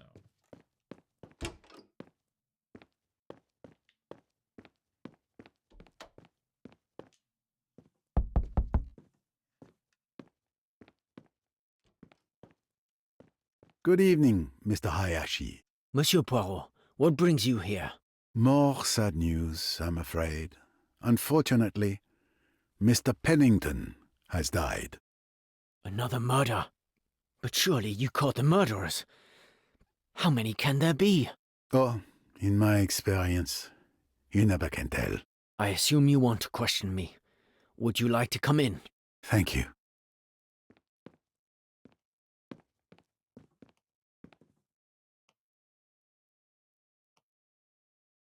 I understand that you didn't have much affection for Pennington.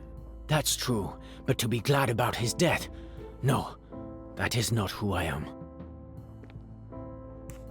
Can you tell me what you did this evening? After dinner, I went to chat with Miss Bowers in the amphitheater. Miss Bowers left, but I stayed for a while. Mr. Pennington was still there. I went back to my room around 8:30 p.m. Then I went back around 10:30 p.m., and there was no one outside. I went back to my room a few minutes later. I haven't moved from here since. Thank you for your testimony. At your service. Okay.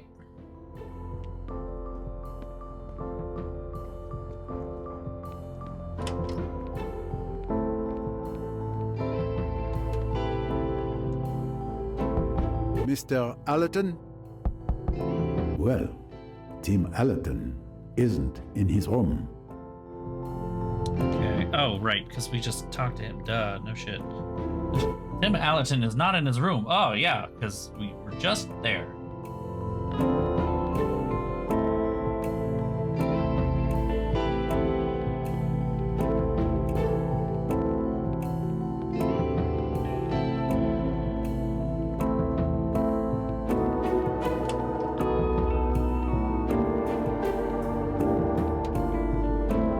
She's over here and she's gripping that for her life. God. May I have a word with you? Of course, Monsieur Poirot. How can I help you? I'm investigating. How are you? Not too shaken up? After our trip up the Nile, I think I'm immune to the shakes. Can you tell me about your evening? Of course. After dinner, Mr. Hayashi and I spent some time chatting in the amphitheater. When I went back to my room, it must have been around 8 p.m., and Mr. Pennington was drunk, or so I thought, lying in a deck chair by the pool, clearly inebriated. They just assume it's later, murder. I heard him yelling at someone from my room. I had my window open, you see. He was hurling insults, but I couldn't hear what the other person was saying. Then there was a splash, like someone diving in or falling into the water. Pennington continued shouting threats. Threats? I'm going to kill you. You don't know who you're dealing with. That sort of thing. He sounded furious. And then? What else did you hear? After a few minutes, once he calmed down, nothing else. Everything seemed normal until I decided to go back outside around 10:40 p.m. or so. That's when I found Pennington floating in the pool and rushed back in to inform you. A fight? So he was still alive when he fell or was pushed into the pool. Thank you, Miss Bowers. I don't think that doesn't track. You know for a fact that he was not alive. He died.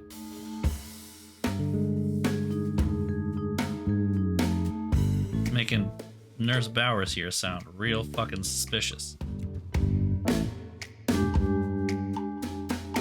p.m. Andrew Pennington was alive.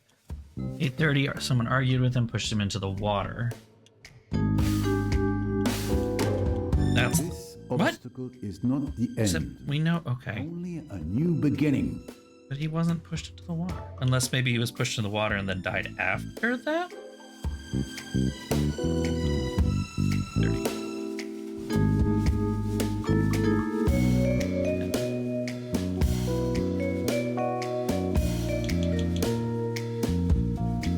No, I must okay. have missed something. No, I must have missed something. Unfortunately, this can't Yeah, be right. I don't know what we're even looking for anymore. Someone is lying. With the elements I have, the time of death is between 10 p.m. and 10:40 p.m. Okay, that would have been nice to know. Definitely innocent because she didn't have the time to kill Pennington. If it were Miss Royce, Mr. Ferguson, Tim Allerton, or Rosalie Otterborn who had lied, Mr. Hayashi would have had to find the body floating. However, he claims to have seen nothing. So since he is the last one to say he saw nothing, he must be lying. Precisely. Is that applause I hear? Okay. Huh.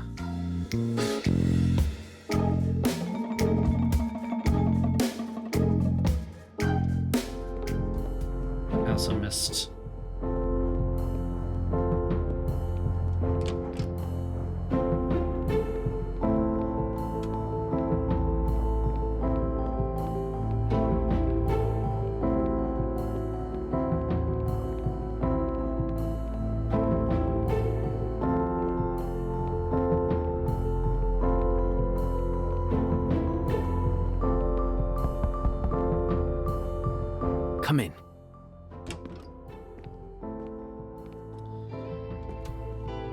is a mustache in your room. I want it. Give it to me now.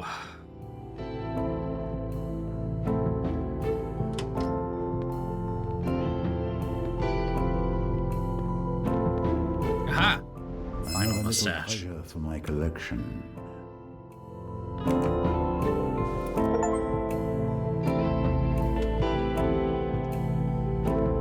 I mean, a lot of Poirot's cases start out with some rich guy being like, I am in danger, and Poirot, you must help me. And then Poirot's like, nah. And then they die. So, I mean, it happens quite a few times, actually. Can you tell me what you did this evening? After dinner, I went to chat with Miss Bowers in the amphitheater. Yeah, we know. Miss Bowers left, but I stayed. We know. I went back. We know. Then I went back. I went back. Something. I went back. I went back. Then I went back.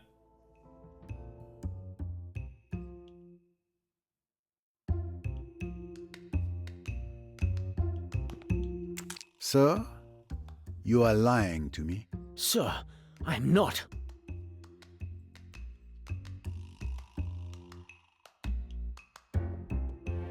You claim to have seen nothing when you went out at 10:30 p.m. However, you are the last person to have gone out before Miss Bowers found Pennington's body 5 minutes later. I was over on the bench. And Bowers tells you she discovered the body. Why aren't you accusing her? Because she was outside for less than a minute. It would have been impossible for her to kill him and then come back in. Why would she lie to me? I killed him. I knew it. I never wanted it to happen like this. I feel so guilty. Calm down, Mr. Hayashi. Are you telling me that he died because they got into a bit of a fight and... Do it calmly. As All I right. told you, Here we Miss go. Bowers went back before me. But when I finally decided to head back up, Pennington started picking a fight with me. He was completely drunk, spouting rambling nonsense that I could barely understand. And the last thing I wanted was to put up with it. So, it was you that Miss Bowers heard from her room. At one point, he'd lost it and started to physically attack me. I pushed him away, perhaps a bit too violently. He fell into the pool. He was thrashing around in the water, insulting me and threatening me. I admit that the situation amused me, and I left him in the water. I went back to my room. He was still yelling when I left. I just thought he would get back out on his own. But in reality, he drowned.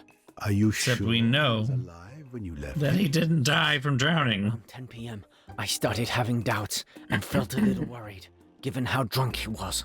I went back down to check if he was okay, and I found him floating in the pool. Because of me, he'd been there for hours.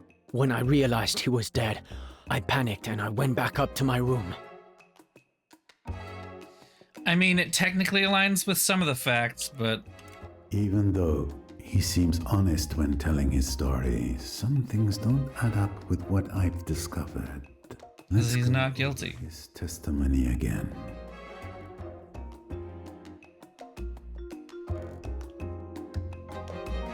Come on, you can do it. That's it!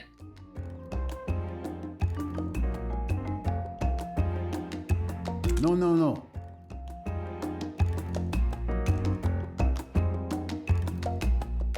That doesn't match with what I know. All three of those were correct. Mr. Hayashi, you told me that Pennington drowned. I can assure you that he died from hitting his head on the edge of the pool. I don't understand. He didn't hit his head. I pushed him into the water. And there's more. And there's more.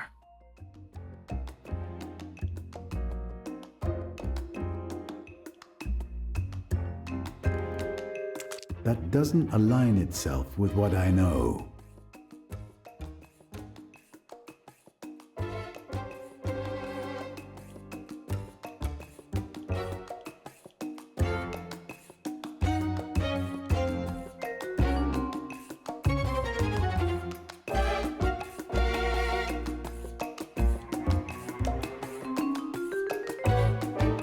Mr. Hayashi, you think you left Mr. Pennington dead in the pool for hours.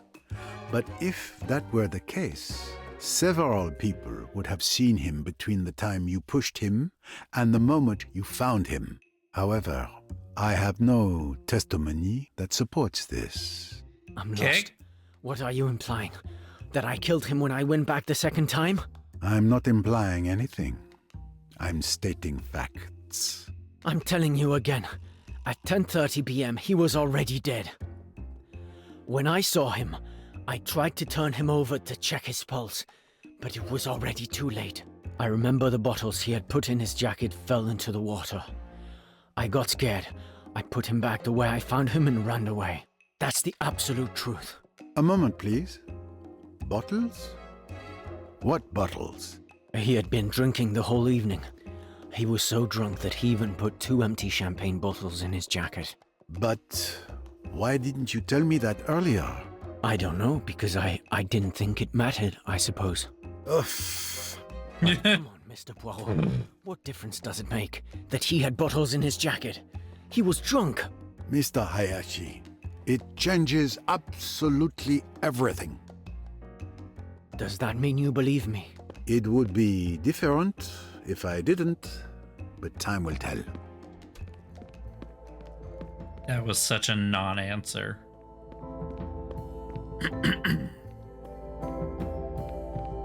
Well, I know he said they fell into the water. One of them did. Where's the second?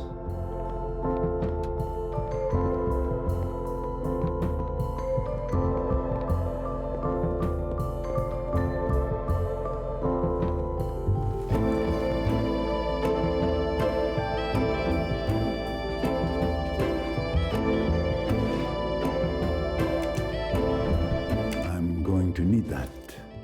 Here we are, fishing again.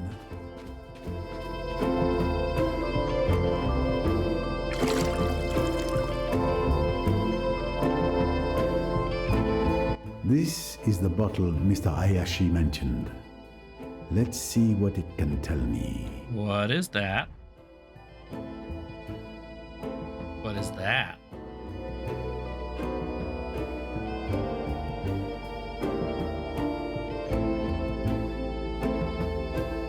There's a white residue at the bottom. Salt. It's salt, without a doubt.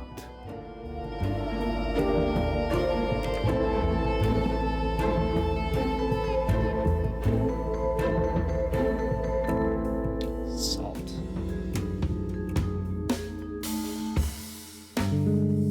Oh. What does that mean? I don't know, but salt in the bottles. Good salt in answer. the shed. Of Okay. course. What does that do?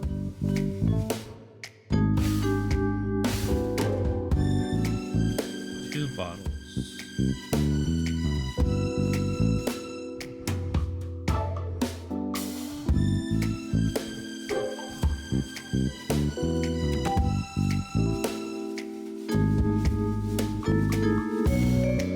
Bottles used for salt.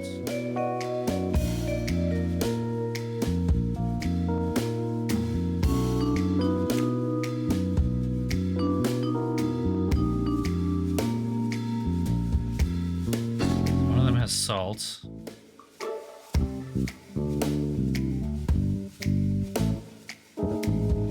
I don't know.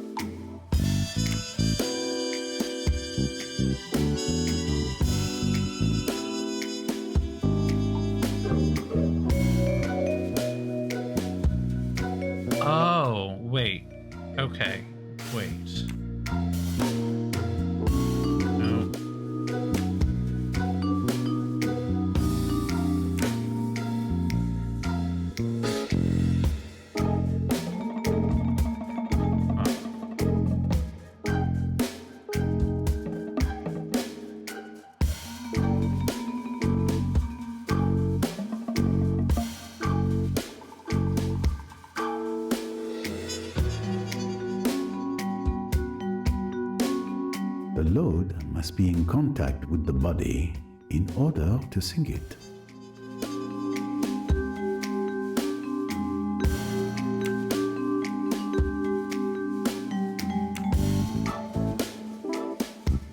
I have no idea what we're doing. The bottles filled with salt Oh. were used as weights to sink the body. The salt took a long time to dissolve in the water. Once it had almost completely dissolved, the body resurfaced. Where's the other bottle, though? Excellent detective work. Naturally.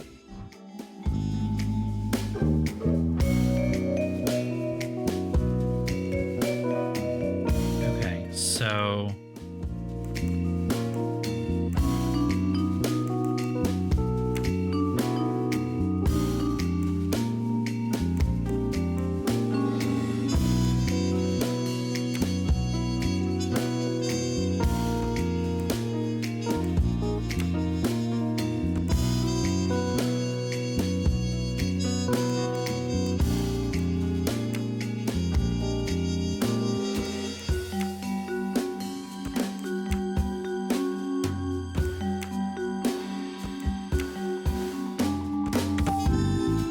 Okay.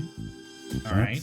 That explains why several witnesses didn't see Mr. Pennington around the pool. And more importantly, it changes the time of death that I had estimated between 10 p.m. and 10:40 p.m. Another Jane. victory for Poirot, of course. Yeah, it's...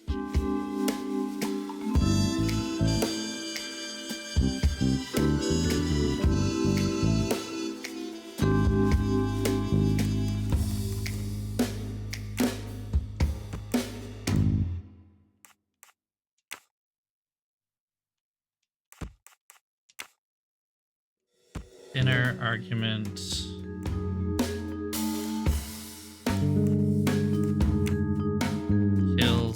Killed and sunk. People don't see him by the pool. Surfaces. Hayashi, then Bowers. So, Mr. Pennington was killed after Mr. Hayashi argued with him. But before, I was in the lobby and witnessed the comings and goings on the terrace. Precisely. Is that applause I hear? What a clever plan. This murderer is no amateur. With this new perspective, I no longer have any witnesses or alibis at the time of the crime. I'm back to square one.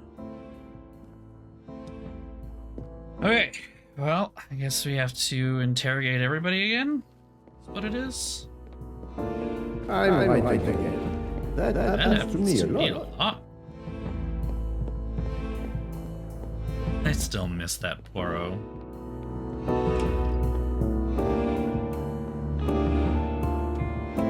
Ah, Mr. Poirot, I was looking for you.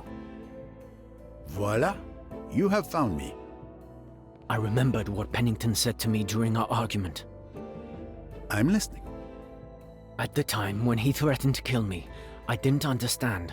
But the more I think about it, the more I believe it's important. Tell me everything. He said to me, "Stop sticking your nose in my business.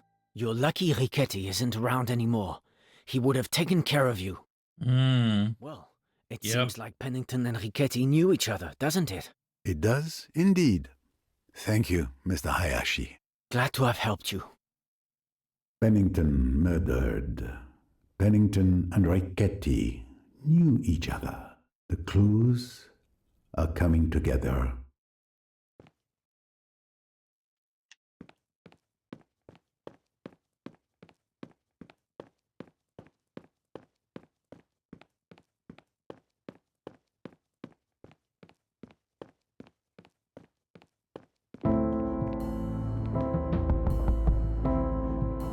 Come in.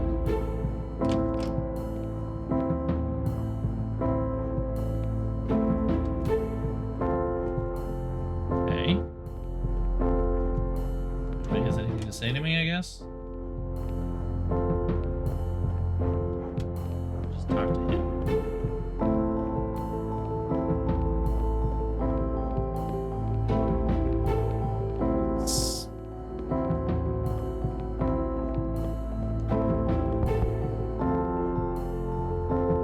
Miss Royce, are you here? Door open, room empty. Something's wrong. Okay. Something has happened. I should inspect the room.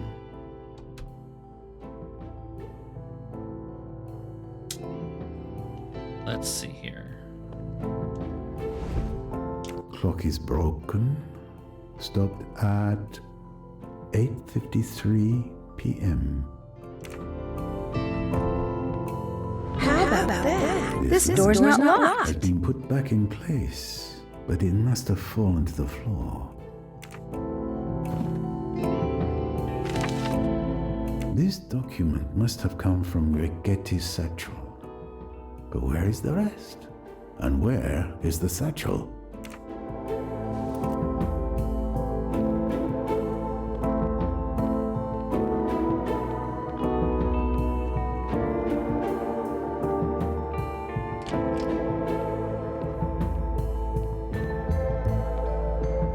Okay. Oh, hold up. One more thing. Hold up.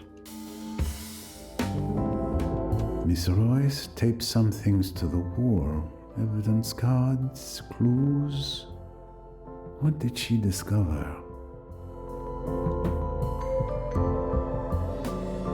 There. Now I should have all of the things I need.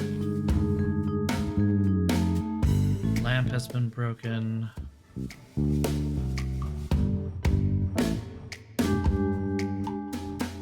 Lock has also been broken.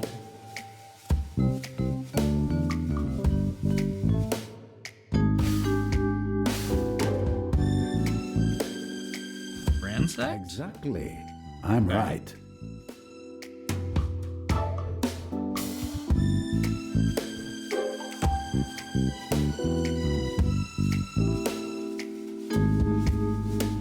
Well done, that's Okay, well, correct. clues that's been torn down. And her room is ransacked. Here we go.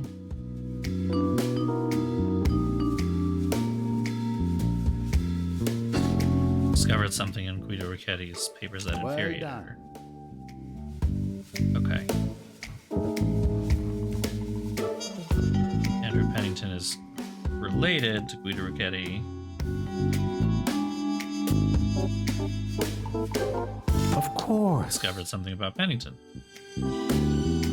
What we learned in the last chapter, specifically that he's the head of the organization and whatnot.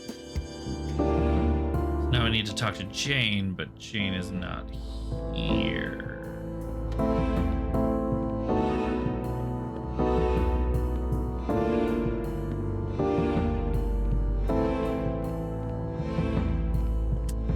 Not here either.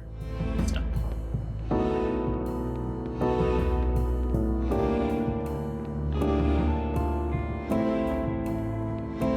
Maybe with Ferguson?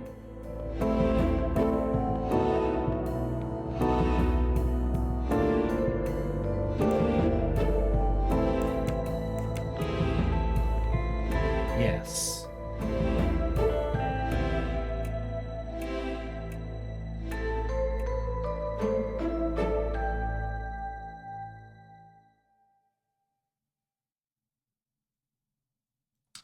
Supposed to talk to her, but I don't know. Yeah, that is a big assumption that she's the one to have torn it down.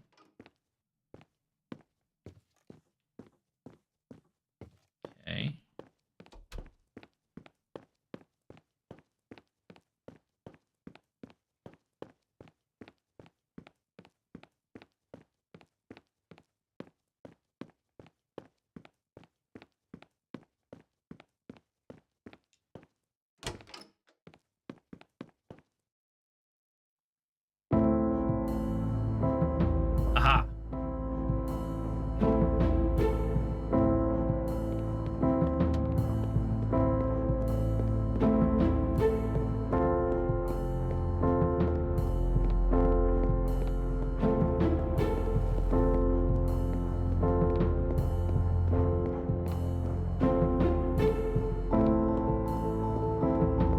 Oh, confrontation by the water.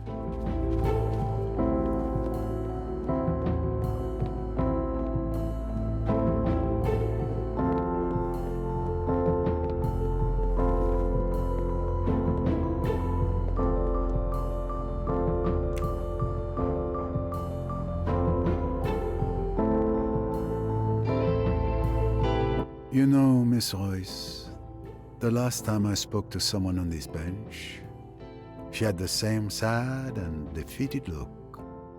It's a good place to reflect. I'm not used to giving compliments, but you are an excellent detective. Your help was invaluable in unmasking Jacqueline de Belfort and Simon Doyle. I thank you again. It was a privilege to work with you, Mr. Poirot. You are undoubtedly the best detective I have ever known. And yet, there are days like today when I would rather not be. You were a good detective, but I you really weren't hope that I good. could spare you this moment. You neatly threw me off the scent. The idea of the salt bottles was quite clever. Truly clever and executed perfectly. It required Mr. Hayashi to remember the bottle stuck in the victim's jacket. Even then, only an outstanding detective could grasp the critical importance of this detail in the investigation. Delaying the discovery of the body, very ingenious. I long believed that the death occurred just before the body was found. You made it seem like the murder occurred much later, thereby creating a rock-solid alibi for yourself at the time of the body's discovery. One must appreciate the irony, as it was I who inadvertently provided you with that alibi by inviting you to play chess. But I suppose you wouldn't have had any trouble finding another way. And you also needed someone who could testify that the pool was empty when you were there. After sinking the body, you deliberately waited for someone to come out onto the terrace. That was Ferguson. You made sure he saw that the pool was empty. By leaving an empty bottle at the top of the stairs by the dock, you hoped to make it seem like Pennington had gone down to the docks by himself all along. But ultimately, your presence on the terrace before Ferguson's arrival worked against you. Once the hypothesis of a death at 10 p.m. was ruled out, you became my primary suspect by default.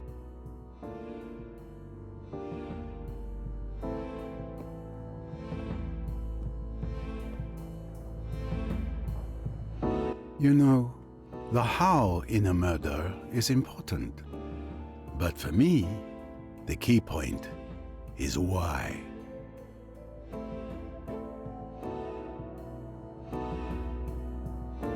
Why kill Pennington? When I found your room door open, I almost wondered if you had done it on purpose. And everything became clear when it dawned on me that you had ransacked the room yourself.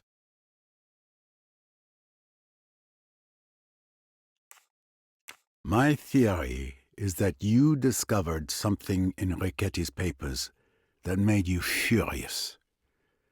But I couldn't verify it because you made the documents disappear. I imagine that they must now be at the bottom of the Nile, along with Ricchetti's satchel. The river bottom was a very popular dumping ground throughout this case.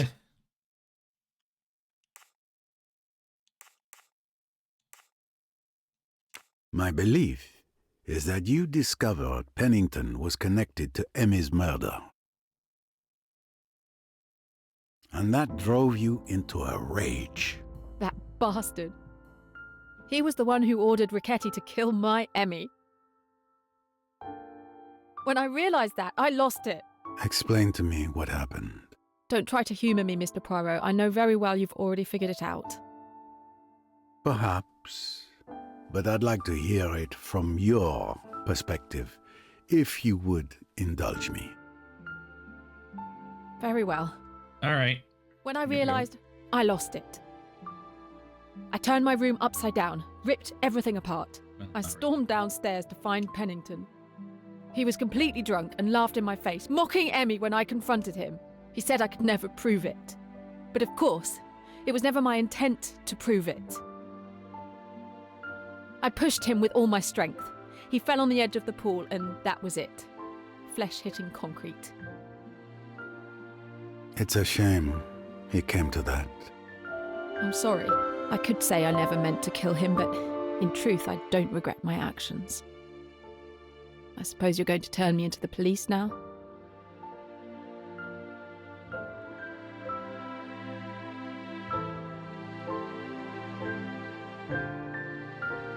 I mean, yeah, of course it has consequences over the story, but this is also like...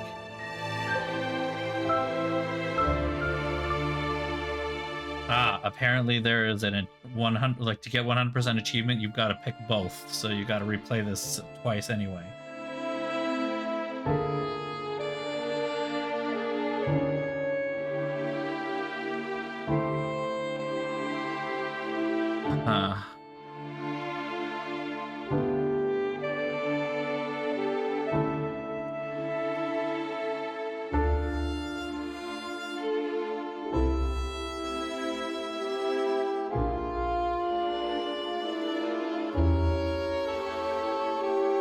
Let's just say no and see what happens. The police? Why should I do that? The evidence is clear. It was an accident. Mr. Pennington was drunk. He slipped and fell and died from hitting his head. Thank you, Mr. Poirot. Which honestly is pretty... You are at heart a good person. It is not the past that matters, but the future. But you must live with what you did. And that is punishment enough, I think. If I'm any judge. The night has been long. I wish you a good night, Miss Royce.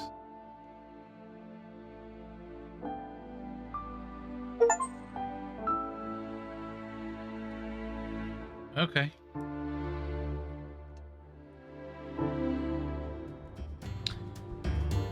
Well,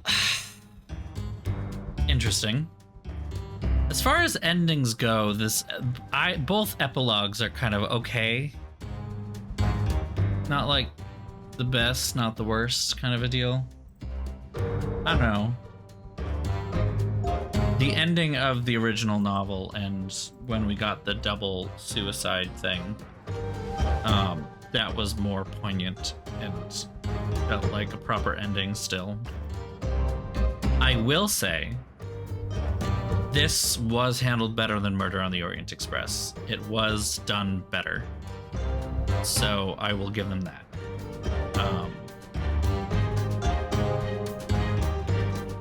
Yeah.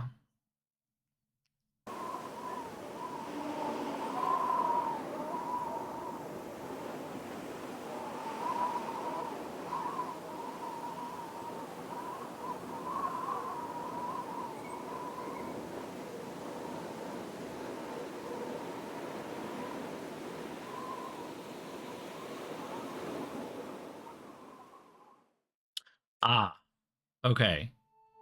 I wasn't sure what that was, but you get ending A if Jane is vengeful, which means you either kill or let Ricchetti die.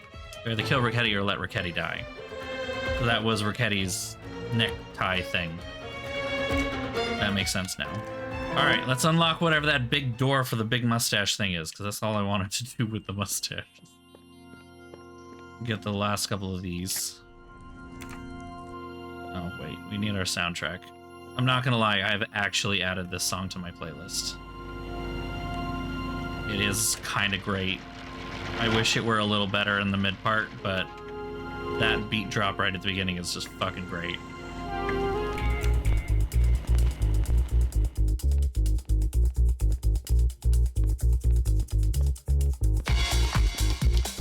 so good. It's so good. It has no right to be as good as it is. I think I've unlocked everything other than the big one at the end here.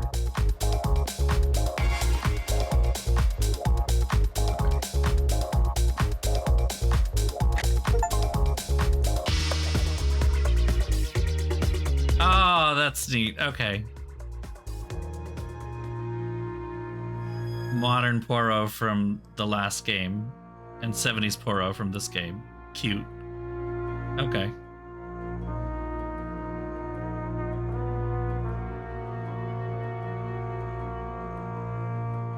I like how 70s Poirot is taller, but that's because he's wearing platforms. Is that just to swirl around again? Okay, yeah.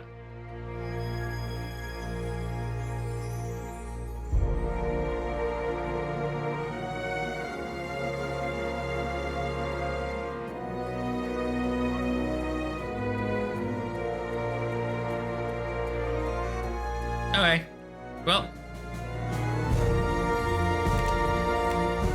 that's enough of that then.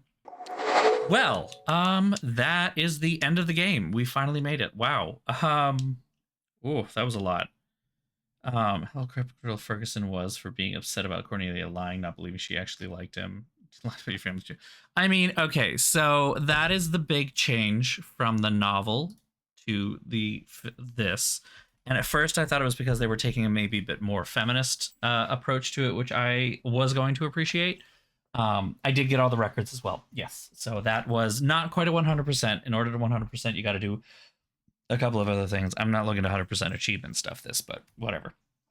So in the original novel, spoiler alert for 80-year-old story here, I guess. In the original novel, Cornelia, big spoilers aside, Cornelia Robson, Richard Ferguson is chasing after Cornelia Robson the whole time.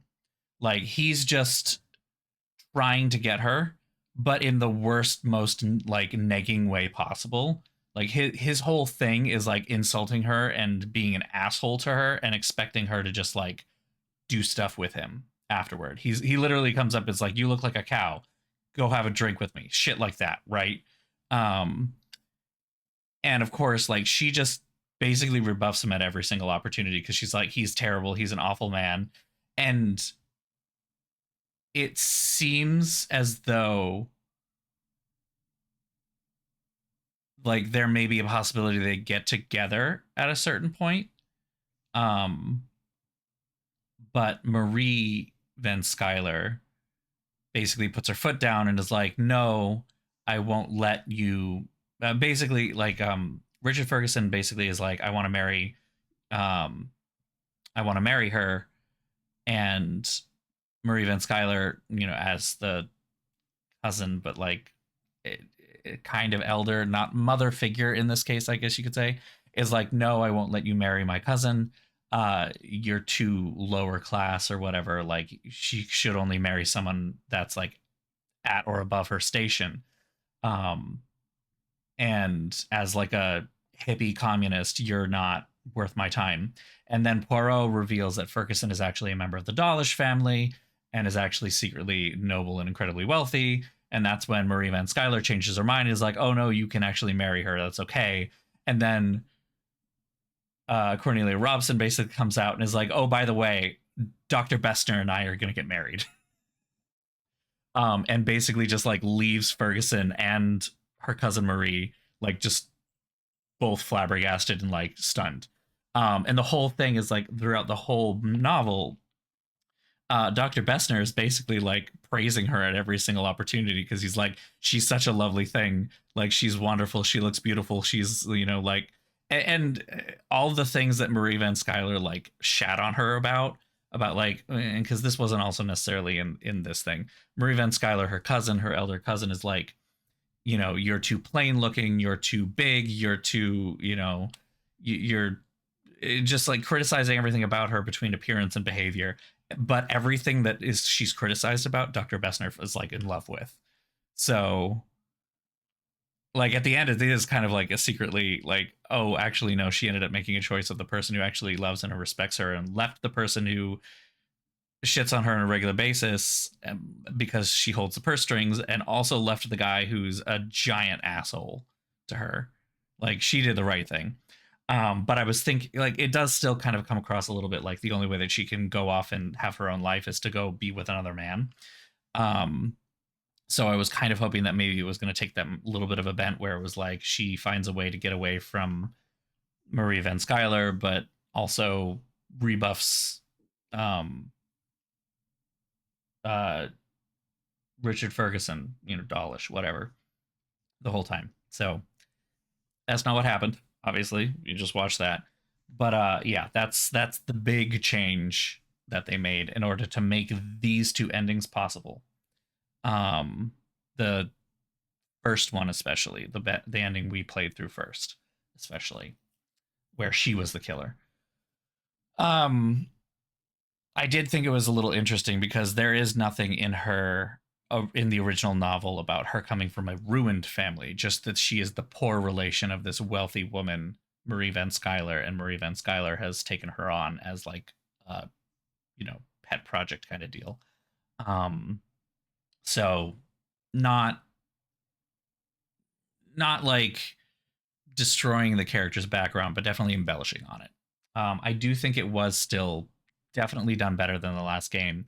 The ending did not negate the importance of the original in any way, shape, or form. It was this tangent is what it felt like. The original and everything that we were doing around Lynette's death and then the deaths surrounding Lynette's death were exactly as they should have been. And like, we didn't have a sudden, oh no, it was actually someone else the whole time. Like Murder on the Orient Express. It was like, no, all these 12 people actually just stabbed a dead body. It's like, no, it was in fact people from the original. Agatha Christie's own writing is fully intact with very small changes that allow this to exist as well. And they exist alongside each other, but this is much smaller, this is much bigger, this is the meaty thing, this is the okay thing. And that's what we ended with, which is why this feels not so satisfying in the same way, I think. I don't know that there's a way to do that. If anything, having that big epilogue after the actual twist of like, oh no, this was actually an extremely long planned assassination of Lynette Doyle in order to get her money, like that is, it's not lessened, it's just that's left hanging there, and we're like, oh, that was neat, and then we go and do this other thing. Not bad, but like not, I don't know. It was still really good in terms of like just an adaptation that I have played. I think of the Agatha Christie adaptations that I have played, including the last one and the ones from the 2000s, okay, this one was definitely the best, easily. The puzzles were way more interesting. The story is actually intact. Like, I enjoyed this, and I found some of the puzzles that they did really good. I think putting it in the 70s didn't change as much as I had thought it would, to be honest. It allowed it to be plausibly a very diverse cast, I guess, which was appreciated. And I don't know, but that doesn't necessarily, I mean, you can still have a story in the 1930s and or 30s or 40s and do that anyway. I don't know. I think the 70s was nice though. I enjoyed it. It was still fun. Like, not modern enough that modern stuff would have interfered, so I did like that. I don't know. It was fun. I hope they make another one. I really do. I hope they make another one. I don't know what else they would do. I would love to see them do one of the Agatha Christie stories that is a little less done, I would love it if we did, I don't know, like the Ferret Styles, for instance, because like that's classic, the first ever Poirot. novel, Murder So Ferret Styles, or I don't know. You really want to get heavy with it, you could do Curtain. You could do Curtain. That'd be rough though. Everybody gets to sit and watch Poirot die. I don't know. I would just like to see something other than like the big couple Agatha Christie stories that get adapted every single time. You know, we always get Murder on the Orient Express. We always get Death on the Nile. We always get Evil Under the Sun. And they're excellent stories. They are fantastic. But like we can try something else. Try a different one. Just a little bit. You know? Just a little bit. Anyway, that's it for me tonight. Thank you all again for joining. This was fun. But now that we have this done, we'll have to figure out what to play next. I'm not sure exactly what that's going to be. But there's also the non-zero chance that I will not be streaming on Thursday this week. FYI. I'm going to kind of leave it up in the air. I have to stay late at work because I'm launching an exhibit and I have to run the event on Thursday. So I don't know. We'll see. I might get home and I might just need to collapse and like not do anything for a while. I might still be jazzed up and wanting to do something. So unfortunately, I'm not going to really be able to tell you until a little later into the day on Thursday anyway. But yeah, no, you're right. It's getting the big stories is what gets the big money.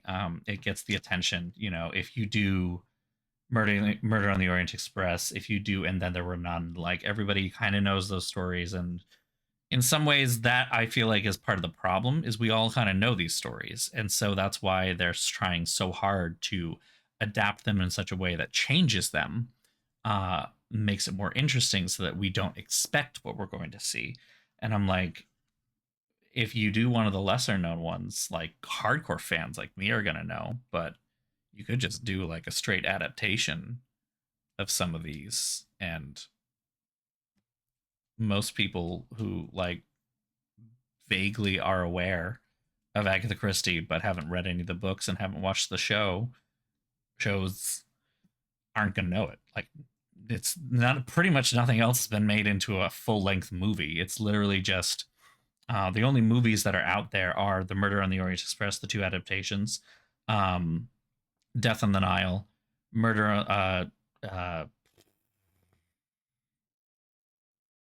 just said it, Evil Under the Sun. There it is. There's another one that I think was done in the 70s, right? I don't remember which. The other Branagh one that was done, Murder and Haunting in Venice, not like very vaguely based on Agatha Christie. So like really, really pulled away from actual stories by Agatha Christie. It is vaguely based on a Halloween story, but a Halloween story has like absolutely nothing to do with Venice or any of that stuff. So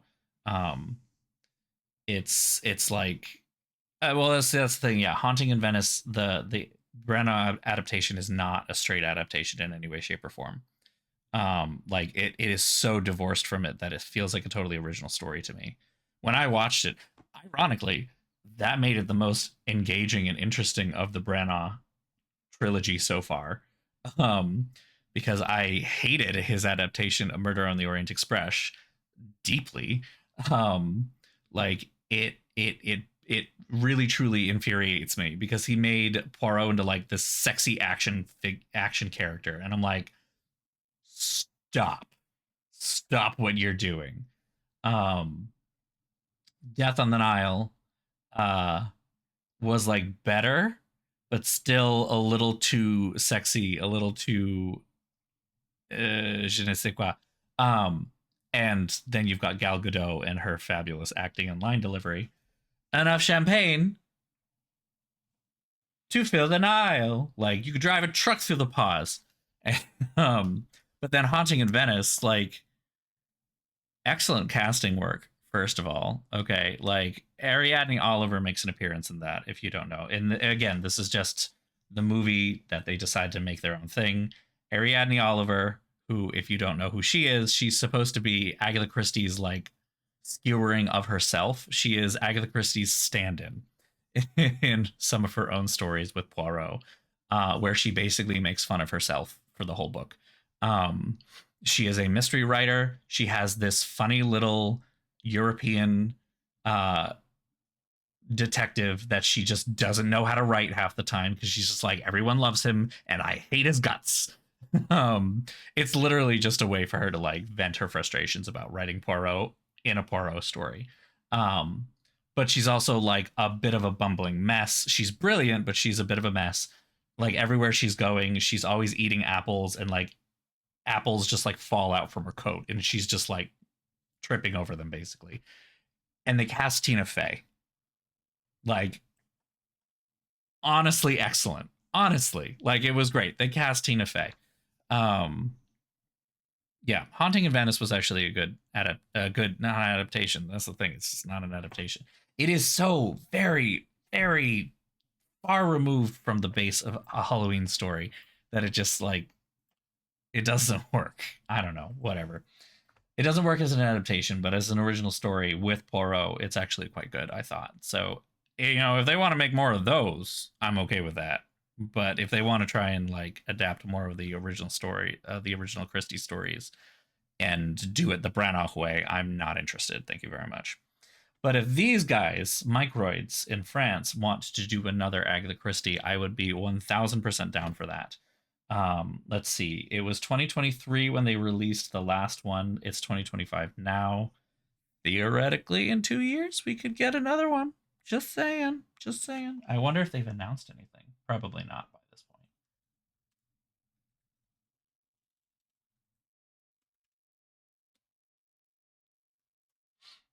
Let's see.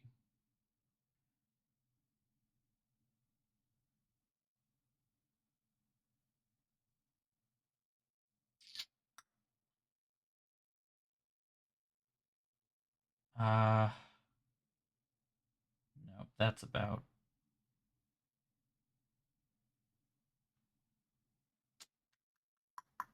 Anything? No, nothing. Not a surprise. This thing just came out like a month ago, so oh well. Anyway, so yeah, I'd be interested to see if they did another one. I would definitely love it if they could do something different. You know what would be great actually? I'd be down if they did a Miss Marple. Let's do a Miss Marple, okay? Let's do a Miss Marple game. We're gonna do like Death in the Caribbean, okay, or what is it? It's not that. Caribbean Mystery. Do a Caribbean Mystery or like Nemesis. Nemesis is fun. Do Nemesis.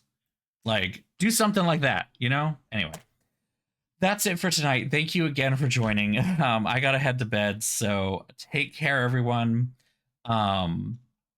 I'll be back either Thursday or next week. Keep an eye out on the Discord. I'll keep you all up to date for what happens with this week on Thursday. Like I said, I have a kind of crazy day, so I might have to cancel. But I will be reaching out to be like, hey, what are we going to play? Or, hey, this is what we're going to play. What do you think? Because I do have some things, some ideas. I cannot think of them off the top of my head right now, but whatever. Until then, take care. I will see you all soon-ish. And if I don't see you on Thursday, have a wonderful and safe but fun Halloween.